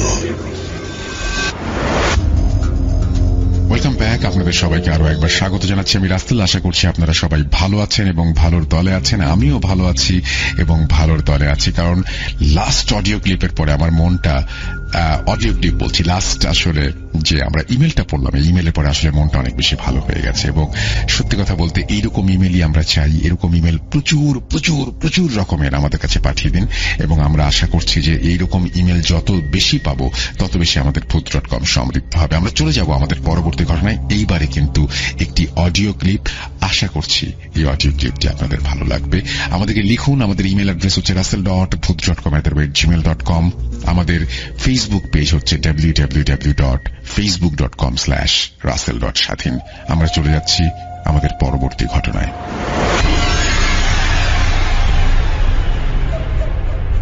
আসসালামু আলাইকুম রাসেল ভাই, আশা করি ভালো আছেন। ভাই আমি আব্দুর রউফ বলছি, সাতক্ষীরা জেলা শ্যামনগর থানার অন্তর্গত আটুলিয়া ইউনিয়ন হাওয়ালভাঙ্গি গ্রাম থেকে। ভাই আজ যে ঘটনাটি আমি শেয়ার করব, ঘটনাটি আমার বড় ভাইয়ের জামাইয়ের ভাইয়ের সঙ্গে ঘটে যাওয়া। আর ঘটনাটির কেন্দ্রস্থল হলো পদ্মপুকুর ইউনিয়ন আর পাতাখালী গ্রাম। তো যার সঙ্গে ঘটেছে ঘটছিল আর কি, তার নাম হলো কালাম ঢালি। কেউ যদি প্রুফ নিতে চায় তাই এই কথাটা বলা আর কি। ঘটনাটি হলো যে আমার এই ভাইয়ের মেয়ে বিয়ে দিছিলাম ওখানে। সেই ক্ষেত্রে তারা আমাদের আত্মীয়। তো জ্যৈষ্ঠ মাসের শেষে ভাই আমাদের এলাকায় আবার ওই সময় আর কি মধু মাস বলা হয়। তো বাড়িতে জামাই নিয়ে আসে, আত্মীয় কুটুম আসে মধু মাস পালন করানোর জন্য। তো বাড়িতে অনেক লোকের সমাগম হয়েছে। তো বাড়িতে যে ঘরগুলো আছে সেই ঘরে সব মহিলারা শুয়ে আছে। তো আর কি পুরুষদের থাকার জায়গা নেই, তা ওরা উঠানে মানে বিছনা করে, চাঁদের রাত উঠানে বিছনা করে ওরা শুয়ে আছে, সবাই শুয়ে আছে, 7-8 জন একসঙ্গে শুয়ে আছে। তো ভাই বলে রাখি, ওই যে উঠানে শুয়ে আছে উঠানের মাঝখানে একটা তাল গাছ ছিল। তো সবাই তো ঘুমিয়েই আছে। ফজরের আজান যখন হয়েছে তখন আর কি যারা নামাজ পড়ে আর কি, নামাজ পড়ার জন্য উঠে দেখে যে কালাম রে দেখে না, কালাম তো নাই। তো সবাই মনে করছে হয়তো উঠে বাইরে গেছে, তো আবার এসে শুয়ে পড়বে। এভাবে সকাল হয়ে গেছে। সকাল হয়ে যাওয়ার পরে কালাম রে আর কেউ খুঁজে পায় না। কালাম গেল কই? তো সবাই মনে করছে হয়তো সকালে কোনো কাজে বেরিয়ে গেছে, কাউরে না বলেই হয়তো বেরিয়ে গেছে, হয়তো দুপুর হলেই বাসায় ফিরবে, বা সকালবেলা যখন মানুষ নাস্তা করে তখন হয়তো ফিরবে। তো সকাল গেল, দুপুর গেল, সন্ধ্যা হলো, কিন্তু কালামের কোনো খোঁজ নাই। তখন টেনশন হওয়াটাই স্বাভাবিক। তার আব্বা টেনশন করছে, ছেলে গেল কই। বাড়িতে সবাই একটা কান্নাকাটির মানে অবস্থা তৈরি হয়েছে। তো এইভাবে আর কি, তখন তো এত যোগাযোগ ব্যবস্থাও উন্নত ছিল না, অনুন্নত ব্যবস্থা। আর ঘটনাটি ঘটছে হলো 1982-83 সালে, এমন একটা সময়। তো বিভিন্ন জায়গায় খোঁজাখুঁজি। তো আমি বলে রাখি যে পদ্মপুকুর ইউনিয়নটা হলো আমাদের একটা নদীর উপর আর একটা দ্বীপ কেন্দ্রিক ইউনিয়ন, মানে 4 সাইডে নদী, 5খানে ইউনিয়নটা। তো যেতে গেলে তো ওর কোনো পারে যদি যেতে হয় তাহলে খেয়া পার হয়ে আসতে হবে। যে কয়টা খেয়া আছে সব দিকে 4 সাইডে সমস্ত জায়গায় খোঁজ নিয়ে দেখলো যে আসলে কালাম কোথাও যায়নি। তো সেদিন গেল, রাত হয়ে গেল, সকাল হলো পরের দিন, কোনো খোঁজ নেই। তো সবাই জানতো যে কালামের উপরে জিনের ভর আছে। তখন আর কি মনে করছে যে নিশ্চিত তাহলে ওরে জিনে উঠাই নিয়ে গেছে, তা না হলে সে গেল কই, মানে পরিদৃষ্টি বলা হয় যাকে। তো এইভাবে বিভিন্ন কবিরাজ গুণী নিয়ে আসা হলো জানার জন্য, কিন্তু কেউ কোনো সন্ধান মিলাতে পারে না।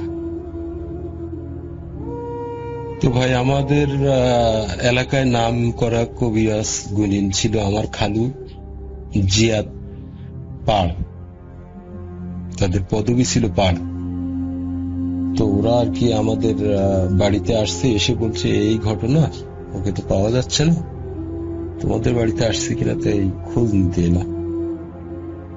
আর আজ 2-3 দিন ধরে আমরা বিভিন্ন গুণী কবিরাজ জমিয়ে শোনা জানা করছে, আয়না করছি, কিন্তু তার কোনো সন্ধান কেউ দিতে পারছে না। তখন আর কি আমার আব্বা বললো যে ঠিক আছে, তাহলে আমার ভাই আছে, উনি খুব বড় মাপের কবিরাজ গুলি, তো উনি মনে হয় বলতে পারে, তাহলে চলেন ওখানে যাই। বলে আমার আব্বা ওদেরকে সাথে করে আমাদের খালুদের বাসায় গেল। তো আমার খালু আয়না দেখতে পারত। তো খালু সব ঘটনা শোনার পরে যখন আর কি আয়না ভরণ দিয়ে দেখলো, তো দেখে যে অন্ধকার আচ্ছন্ন একটা জায়গায় দেখাচ্ছে, কিন্তু কালামরে দেখাচ্ছে না, খুব অন্ধকার একটা জায়গা। মানে ওইখানে যে মানে আয়নায় আর কোন ছবি আসছে না, শুধু অন্ধকার ছাড়া আর কিছুই দেখা যায়। তো এভাবে আর কি খালু বলল যে হচ্ছে না, তার যেখানে রাখছে আয়নায় সেটা প্রকাশ ঘটছে না, অন্ধকার একটা জায়গা দেখাচ্ছে। তো আমাকে তোমাদের বাড়িতে যেতে হবে, তা না হলে আমি এখানে বসে কিছু করতে পারবো। বলে তাহলে চলেন। বলে আমার খালুরে নিয়ে ওদের বাসাতে গেল।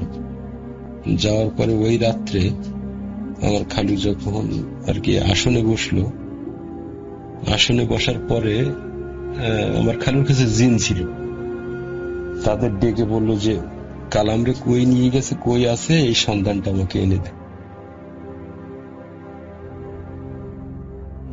তো তারা সময় নিয়ে চলে গেল। তারা বলল যে আমাদেরকে কালকে সন্ধ্যা পর্যন্ত সময় দিতে হবে, আমরা এখন কিছুই বলতে পারবো না। তো ঠিক আছে, যা তোরা সন্ধান নিয়ে আয়। পরের দিন সন্ধ্যাবেলা আবার মানে ওদেরকে ডাকছে, ডেকে বলছে যে গিয়েছে কই দেখ, কি খবর এনেছিস বল।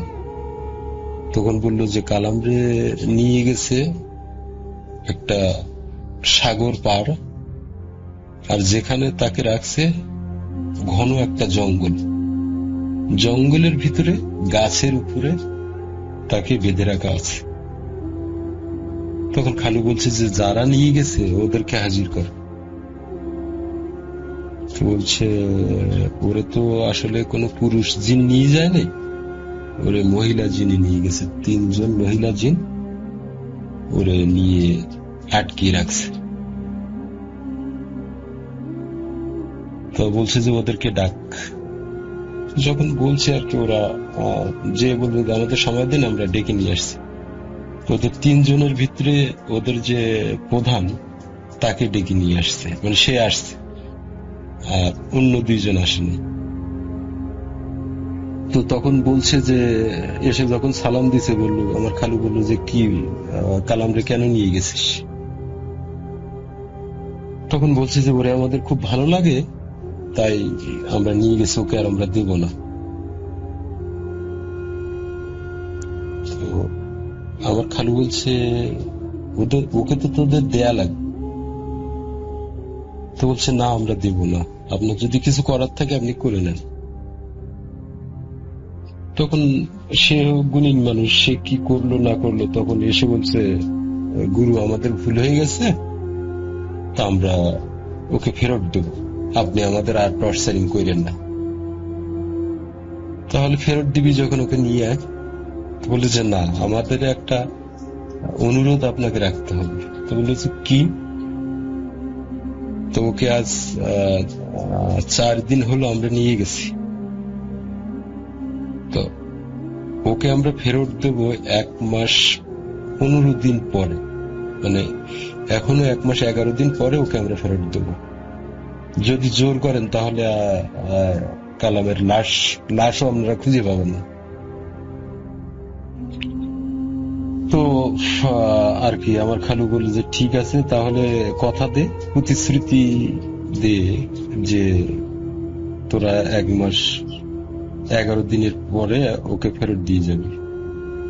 বলে হ্যাঁ, প্রতিশ্রুতি দিলাম। তা খালুর কাছে ছোট্ট একটা কোরআন শরীফ থাকতো, তো বলে যে এই কোরআন শরীফ ছুঁয়ে শপথ করে যে তোরা ওকে ফেরত দিয়ে যাবি 1 মাস 11 দিন পর। তো ওরা ওই জিনটা আর কি, ওই পরীটা শপথ করলো, শপথ করে চলে গেল। আর আমার খালু বললো যে ওকে আমি এমন ভাবে বাঁধছি যে ও ফেরত দিতে বাউন থাকবে। তো যা যা করার আর কি তদবির তাগিদে যা কিছু করার করে রাখলো। আর একটা ওই যে উঠানে যে তাল গাছটা ছিল, ওই তাল গাছে ওই জিনেরা, ওই পরীরা থাকতো, যে এদের বাসা তো এটা, সেখান থেকে এই যে ওরে দেখে ওকে ভালো লাগছে তাই ওকে নিয়ে গেছে। তো গাছে একটা বললো যে গাছে একজনকে উঠতে হবে, উঠে একটা তাবিজ বাঁধতে হবে।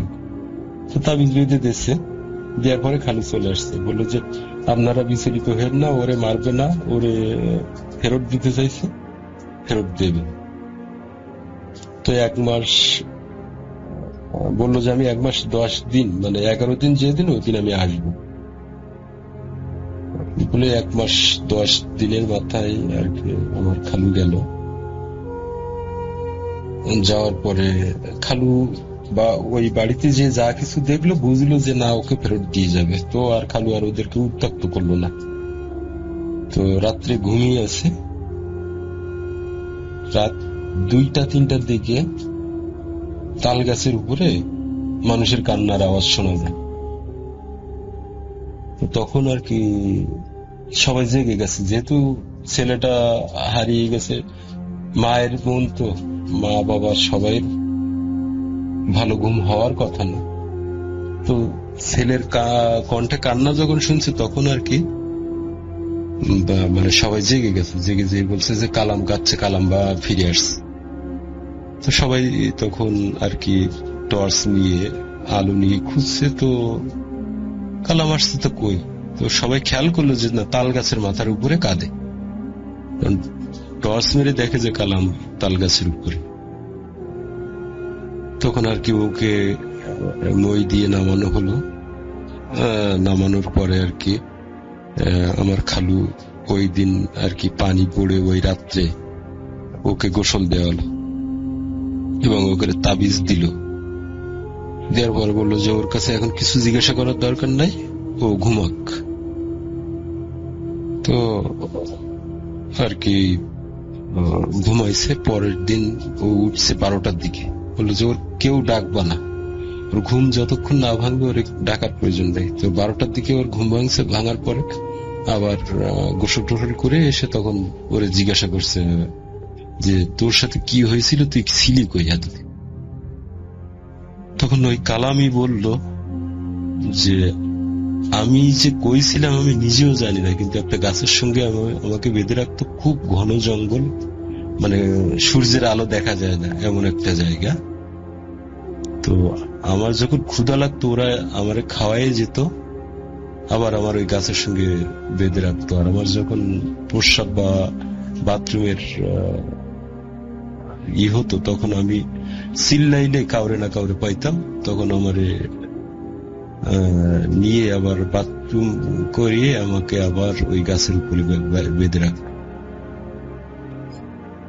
তো আমার খালু তাকে মানে তাবিজ করে দিয়ে আসছিল, সেইখান থেকে তার আর এমন কোনো ঘটনা সম্মুখীন সে হয় নাই। তো এই ছিল আমার ঘটনা। যদি ভালো লাগে প্রচার করেন, আর সবাইকে আমার সালাম দিন। আসসালামু আলাইকুম।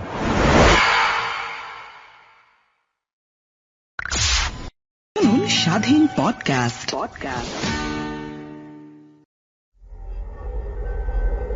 Spirit, be here with me.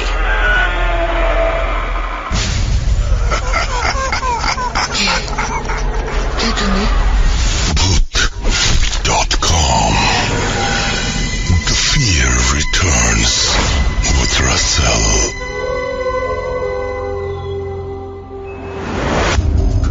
Welcome back. আশা করছি আপনারা সবাই ভালো আছেন এবং ভালোর দলে আছেন। 183তম এপিসোড চলছে ভূত.com-এ। আমি রাসেল আছি পুরোটা সময়, এবং যারা এতক্ষণ পর্যন্ত আমাদের সঙ্গে আছেন এবং অডিও ক্লিপও পছন্দ করছেন তাদেরকে অসংখ্য ধন্যবাদ। আশা করছি আপনারা বাকি সময়টুকু আমাদের সঙ্গে থাকবেন, এবং আমরা কথা না বাড়িয়ে, যেহেতু রাত বাড়ছে, আমরা পরবর্তী অডিও ক্লিপে চলে যাচ্ছি। সাথেই থাকুন আমাদের।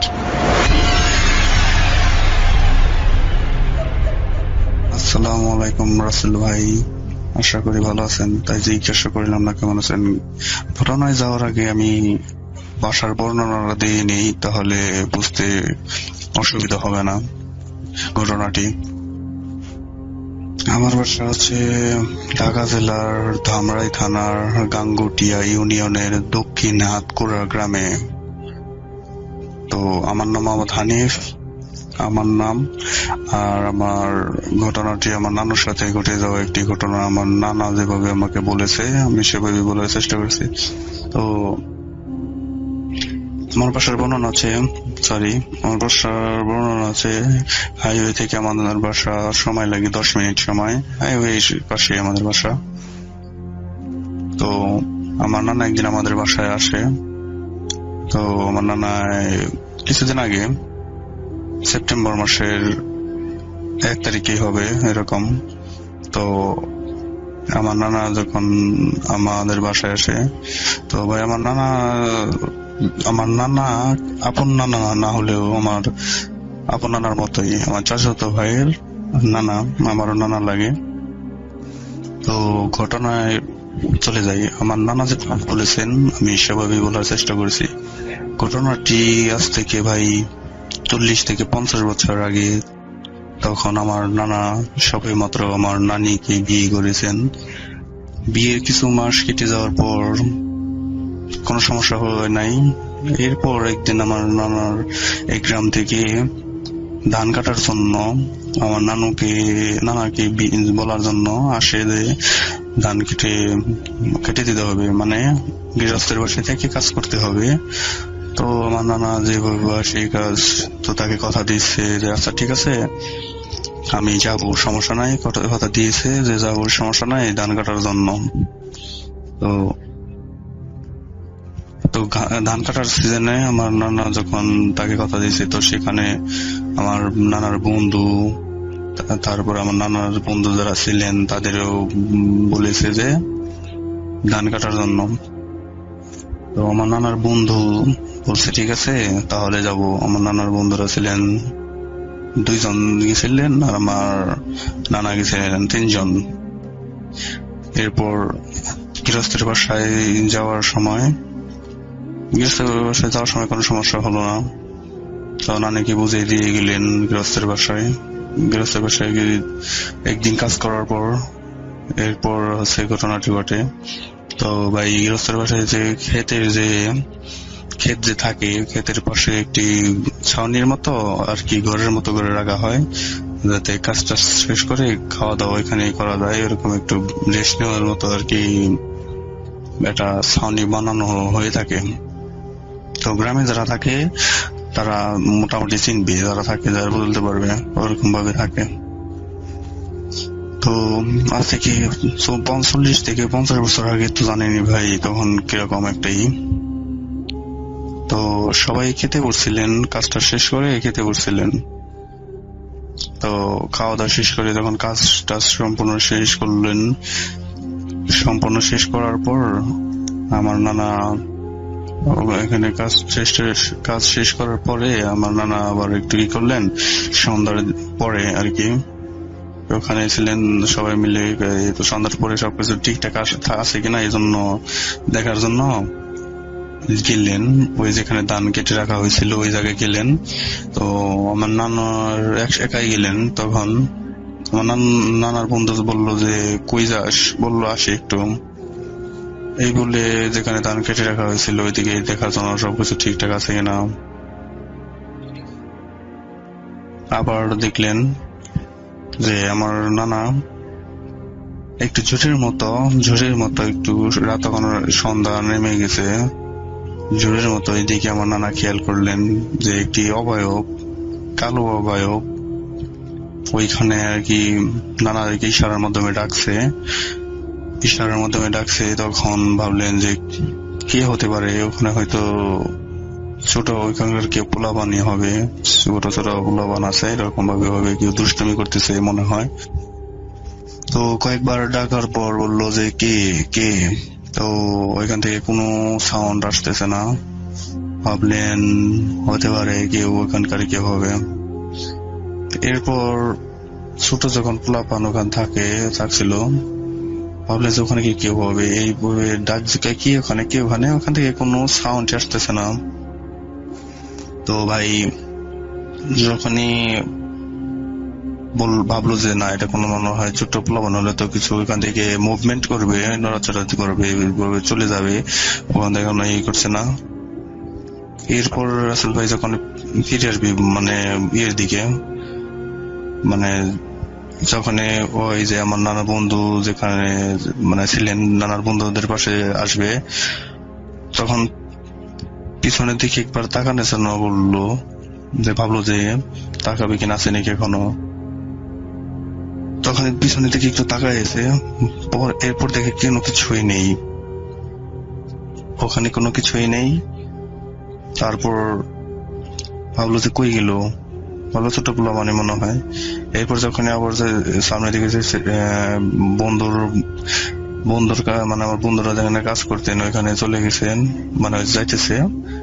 এরপর পিছন থেকে বললো, আমার নানার নাম ধরে ডাক দিলেন, নানার নামটা আমি বলতেছি না, তো নানার নামটা আমি বলতেছি না, তো বললো যে আমাকে চিনতে পারছিস না? ও ভাই, এখানে একটা কথা বলে রাখি, আমার নানার সাথে জিন না পুরি থাকতেন, এখনো আসে মাঝে মাঝে। তো আমার নানা পুরীটার সাথে ভাই রাতে একাই থাকতেন একটা রুমে, তখন বিয়ের আগে। তো একাই থাকতেন, পুরীর সাথেই থাকতেন। তো তার আগে ওই ঘটনা পরে বলবো, আগে বলি এই ঘটনার পুরী থাকতেন, ওই ঘটনার পরে একদিন শেয়ার করবো।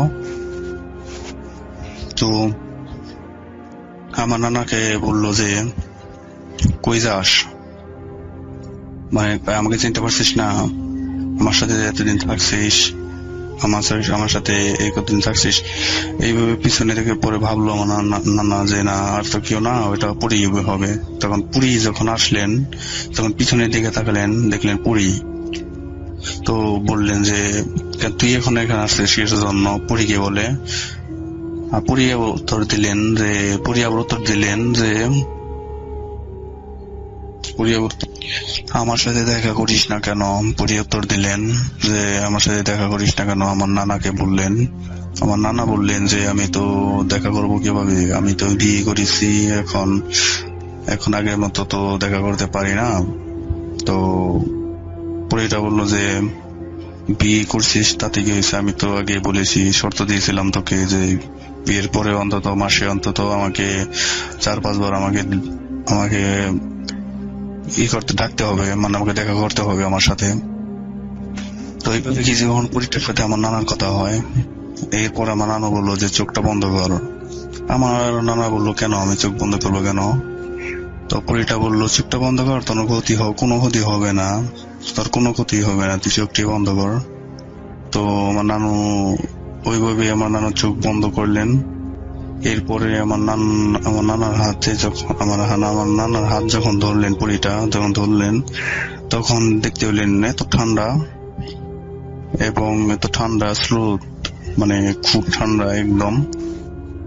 এরপর আমার নানাকে বললো যে বাচ্চা, এবার আমার নানার হাতে দেখতে পেলেন যে অনেকগুলা অনেক ফল।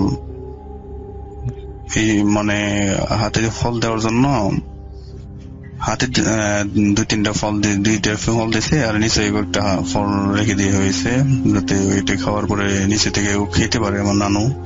তো আমার নানাকে বললো কি সে ফলটা খেয়ে নে। পুরীটা বললো, আমার নানা খেতে চাইছিলেন না, যে ফলটা খাবো কেন, বলছে না খাবো না। পুরীটা বললো যে না, খেয়ে নে, কোনো সমস্যা হবে না, তোকে দিচ্ছি, তুই ফলটা খেয়ে নে।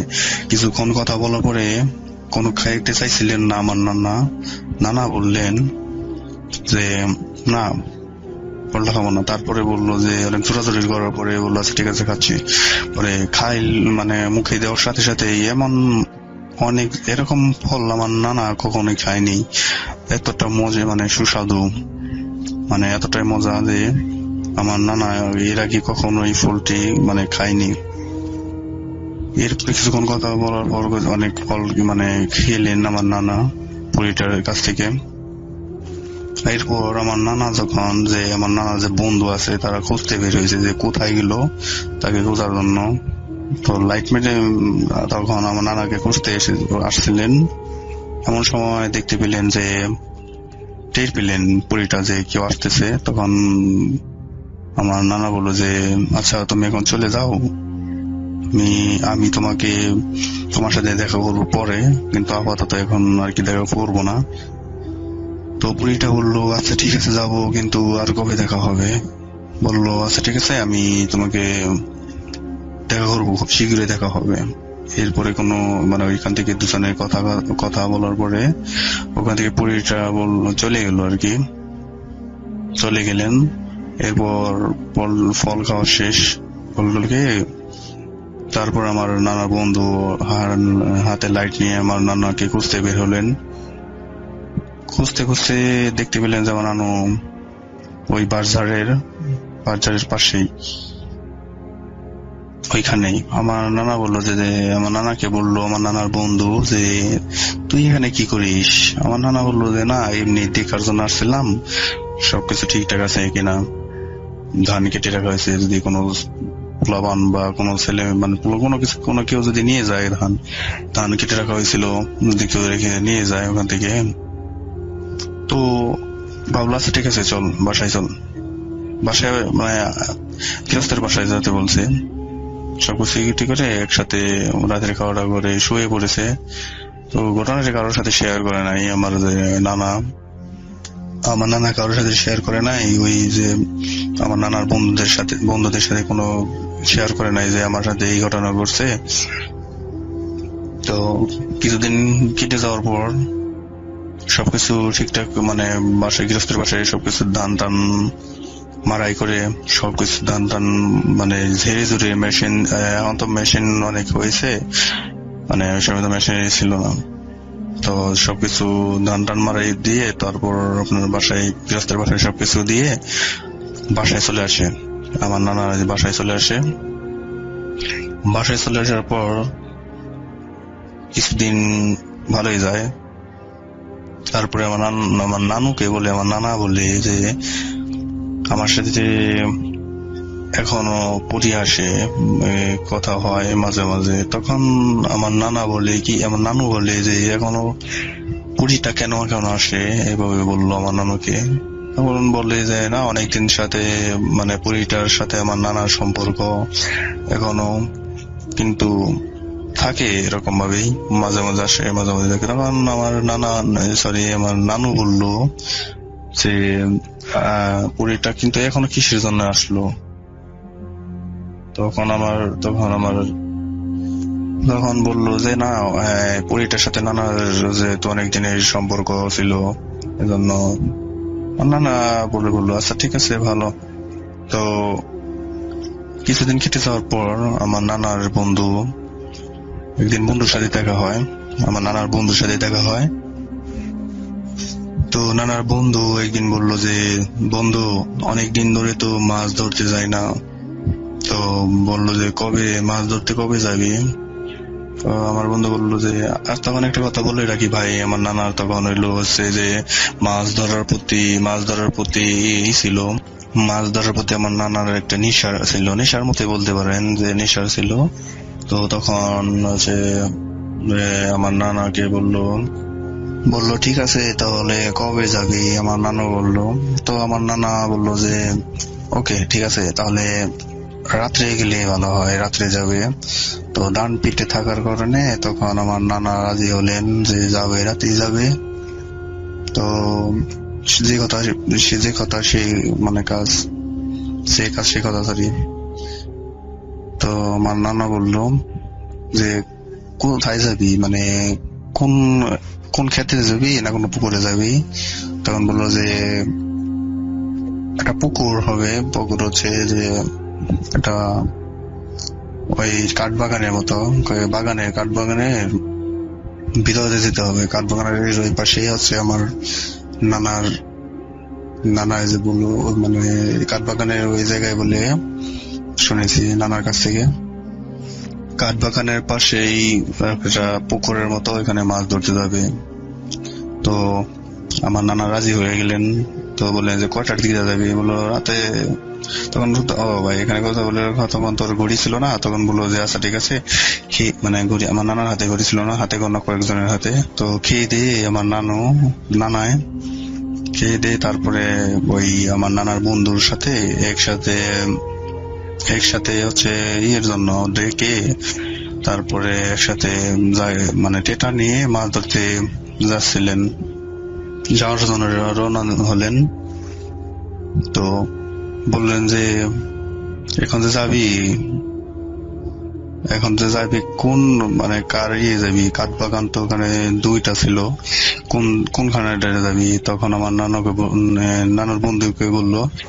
নানার বন্ধু বললো কি যে সোলেমান কাকার কাঠবাগানের ভিতর দিয়ে ওই পাশের পুকুরে যাব। ওখান থেকে আমার নানার বাসায় থেকে সময় লাগে ওই জায়গায় যেতে 20 মিনিটের সময়। আমার নানার বাসা থেকে ওই বাগানে যেতে সময় লাগে 20 মিনিট সময়। তো নানার দুই বন্ধু মিলে যাচ্ছিলেন টেটা নিয়ে মাছ ধরতে। তো যাওয়ার সময় কোনো সমস্যা হয় নাই, দেখলেন মানে কোনো সমস্যা হয় নাই, ঠিকঠাক মতো ভালোই মাছ মারছিলেন আমার নানার বন্ধু সবাই মিলে, মানে 2জনই ছিলেন, আমার নানার বন্ধু আর নানা 2জনই ছিলেন। ঠিকঠাক মতো মাছ নিয়ে মানে মাছ ধরছিলেন টেটা দিয়ে, ভালো একদম কই টাকি তারপরে জিওল, এরকম বাইম তো না, বাইম আছে ওই জায়গায়, সবই ধরনের মাছ আছে। তো ভালো মতো এই মাছ মারতেছিলেন। তো আমার নানা যে দেখলেন যে ব্যাগের মানে ভিতরে ঘুরতেছেন, বাজারের একটা ব্যাগ ছিল নানার কাছে, নানার বন্ধুর কাছে একটা বাজারের ব্যাগ ছিল, 2জনের কাছে 2টা ব্যাগ ছিল। ঠিকঠাক মতো মাছ মারতেছেন আর ব্যাগের ভিতরে মাছ ভরছেন, যতটুকু মাছ পাওয়ার কথা তার চেয়ে দ্বিগুণ মাছ পেয়েছেন। তো খুশিতে আমার নানা একদম মানে আত্মহারা, অনেক মাছ পাইতেছেন।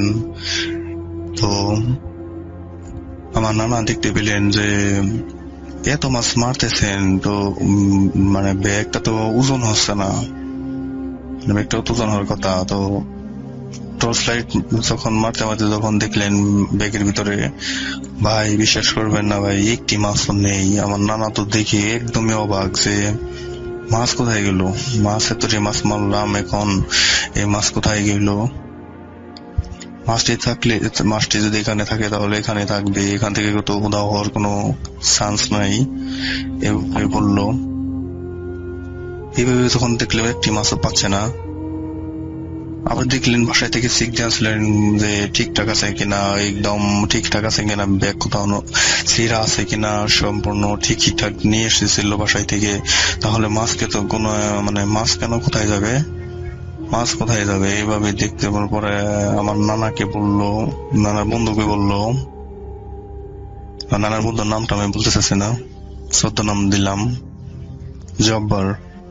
তো জব্বার নানাকে বললেন যে জব্বার তাই চল বাসায় চল। আমার জব্বার নানাকে বললেন যে চল বাসায় চল। তো জব্বর নানা বললেন কেন বাসায় যাবো কেন? বলো চল বাসায় চল, যাওয়ার পরে আমি বলতেছি। কিছুক্ষণ নানা জোরাজোরিতে ওই জব্বর নানা মানে আমার নানার বন্ধু যাওয়ার জন্য রাজি হলেন। এরপর মানে যখন আমার নানার মানে বন্ধু দেখলেন যে নানার ব্যাগের ভিতরে একটি মাছও নেই, এখন আমার নানার বন্ধু তো দেখে অবাক যে মাছ কোথায় গেল। আমার নানার বন্ধু তখন তাকে বলতে চাইছিল যে তখন এক পর্যায়ে বলছে যে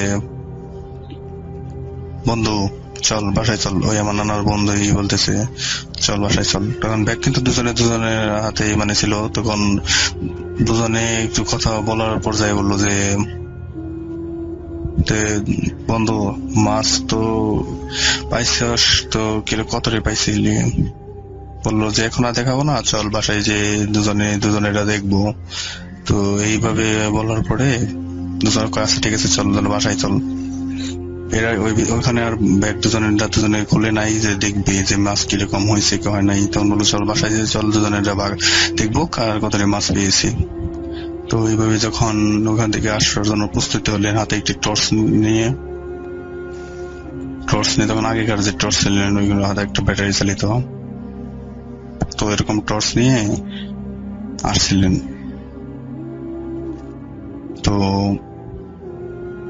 আসার জন্য ভাই আমার নানা তখন কাঠ বাগানের ভিতর দিয়ে আমার নানার বন্ধু যখন আসছিলেন, তো আসার এক পর্যায়ে আমার নানা দেখতে পেলেন ইয়ের ভিতর হচ্ছে কাঠ বাগানের ভিতরে কাঠ রঙের সাদা একটি ঘোড়া আমার নানার দিকে এক অপলক দৃষ্টিতে তাকিয়ে আছে, আবার ঘাস খাচ্ছে, মানে ঘাস নিচে মানে ঘাসের মতো খাচ্ছে।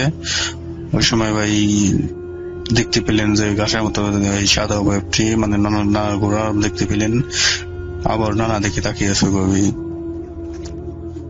কিছুক্ষণ ইকার করে বললো যে আমার নানার বন্ধুকে বললো যে আমি যা দেখছি তুই কি তাই দেখছিস?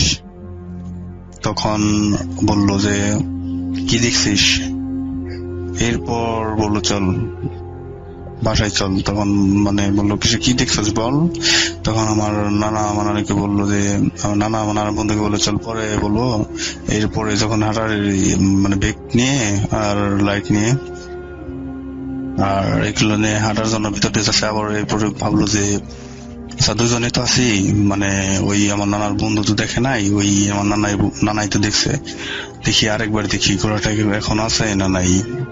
তখন কৌতূহল হলো যে ঘোড়াই এখন আসবে কোথা থেকে, এরকম ঘোড়া নানান দিকে টেনশনে মানে চিন্তা ভাবনা করে পিছনের দিকে তাকালেন, দেখলেন ঘোড়া পিছনে নাই, কোথাও নাই, এদিকে দেখলেন নাই কোথাও। তখন ভাবলো যে আচ্ছা এখানে কোনো খারাপ কোনো ঘটনা মানে ঘটতে চলেছে, তো আজকে মনে হয় অনেক খারাপ কোনো ঘটনা ঘটবে। এই বলে আমার নানু ওখান থেকে আমার নানার বন্ধুকে নিয়ে হাঁটতে হাঁটতে বাসায় দিকে মানে রওনা দিলেন কাঠবাগানের ভিতর দিয়ে। রাস্তারও দুই পাশে কাঠবাগানের বর্ণনা আমি দিয়ে নেই, আমাদের বাসায় বলি কাঠবাগান, অন্য এলাকায় বা দিয়ে বলে যে ওটা মেহগনি গাছও বলে, আমাদের এখানে বলি কাঠবাগান বলি আমরা। তো এক একজনের ভাষায় এক একজনের বলে। তো দুপাশে কাঠবাগান আর মধ্যখানে হচ্ছে রাস্তা দিয়ে আমার নানা হেঁটে যাচ্ছেন, আমার নানার বন্ধু দুজনেই। তো ওই সময় কোনো এই কথা আলোচনা মানে আমার নানার বন্ধুর সাথে কোনো আলোচনা কোনো দুজনের মধ্যে করেনি। যখন বাসায় আসে তখন আমার নানার বন্ধুর বাসায় যায়, কারণ এই ঘটনা তো যেহেতু ঘটছে আমার নানার বাসায় মানে নানু যদি শুনে সময় ভয় পেয়ে যাবে, এই জন্য আগে আমার নানার বন্ধুর বাসায় দেখার জন্য সবকিছু বলার জন্য এই জন্য গেছিলেন। তারপরে আমার নানাকে বললো যে আমি শুনে একটা কথা বলি। তখন বললো হ্যাঁ বল। বললো যে যখন একটা কথা বলি এখন তো আমার বলবো কিভাবে, আমার তো ভয়ে কোনো কথা বেরোচ্ছে না। তখন আমার নানা বন্ধু বললো বল। পরে বললো যে শোন তাহলে, আমি যখন ভালোই মাছ পাচ্ছিলাম টেরা দিয়ে, যখন অনেক যতটুকু মাছ পাওয়ার কথা ততটুকুর চেয়ে বেশি মাছ পাচ্ছিলাম, তখন দেখলাম যে দেখি তাহলে এত মাছ বয় করলাম, ওজন তো ওরকম পাই না, যে যতটুকু ওজন মানে ওয়েট থাকার দরকার ততটুকুর চেয়ে একদম কম মনে হচ্ছে যে একদম হালকা ব্যাগ শুধু হাতে করে রেখেছে। তো এইভাবে অনেকক্ষণ মাছ ধরার পরে যখন ব্যাগের ভিতরে থেকে যখন খোলা মানে বের করার জন্য দেখলো লাইট দিয়ে, আমার নানার বন্ধুকে বলছে এই কথা। তখন দেখলেন আমার নানার বন্ধুকে বললো যে একটি মাছও নেই, আমার নানা বললো। তখন আমার নানা কি বলবে আর তাকে, নানার বন্ধুকে। তখন আমার নানার বন্ধু একই সেমি কথাই বললো যে আমি মাছ মারতেছি। তখন আমার মনে হলো যে এই ব্যাগ কেন তো হালকা, তো হালকা থাকায় আমার নানার বন্ধু কি করলেন যে দেখার জন্য ব্যাগটা একটু বাহির করলেন। দেখলেন যে ভিতরে মানে একটি মাছও নেই। মাছের বদলে কি বলবো, ওখানে মাছের বদলে আর কি মাটি মানে একটি মাছও নেই, শুধু মাটি। মানে মাটি বলতে হচ্ছে কাদা, মানে মানে মাছ রাখার পরে যে কাদা থাকে, একটু একটু কাদা থাকে, ওই কাদা। তো এইভাবে দেখার পরে যখন দেখলেন যে কিছুই নাই, তারপরে নানার সাথে এইভাবে বললো যে আমার সাথে এরকমই হয়েছে। তো দুজনে বলার পরে আমার নানা ওখান থেকে কথা বলার পরে বললো ঠিক আছে, এই কথাটা বলার কোনো দরকার নাই। এইভাবে বলবো আমার নানা। আবার আমার নানুকে বললেন যে ভয় পাবে দেখে যেন বলে নাই। পরের দিন বলছিল। তারপরে আমার নানা একদিন মানে নানুকে বললেন আমার নানা। তারপরে বললেন যে এরকম, মানে নানু একটু ভয় পেয়েছিলেন। তারপরে আমার নানা একদিন স্বপ্নে। হ্যালো ভিউয়ার্স, আসসালামু আলাইকুম।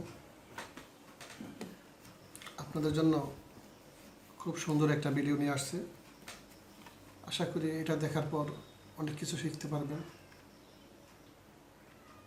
ভিডিও শেষ পর্যন্ত দেখুন, আপনাদের অনেক উপকার আসবে।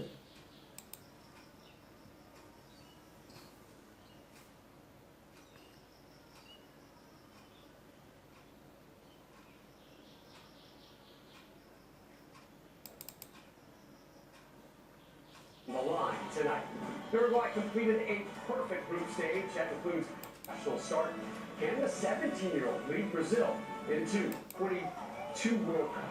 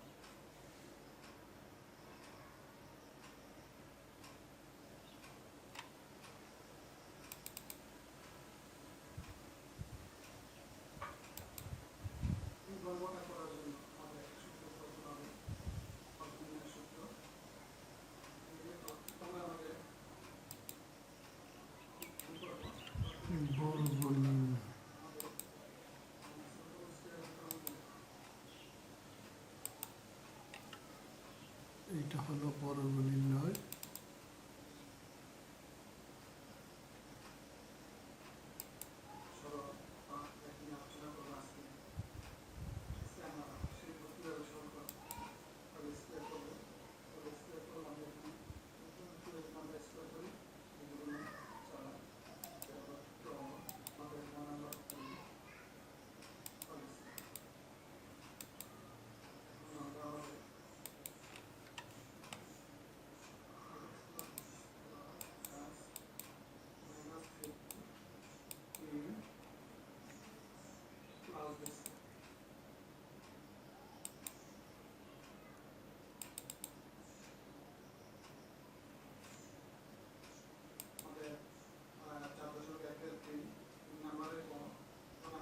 চোদ্দ মিনিট।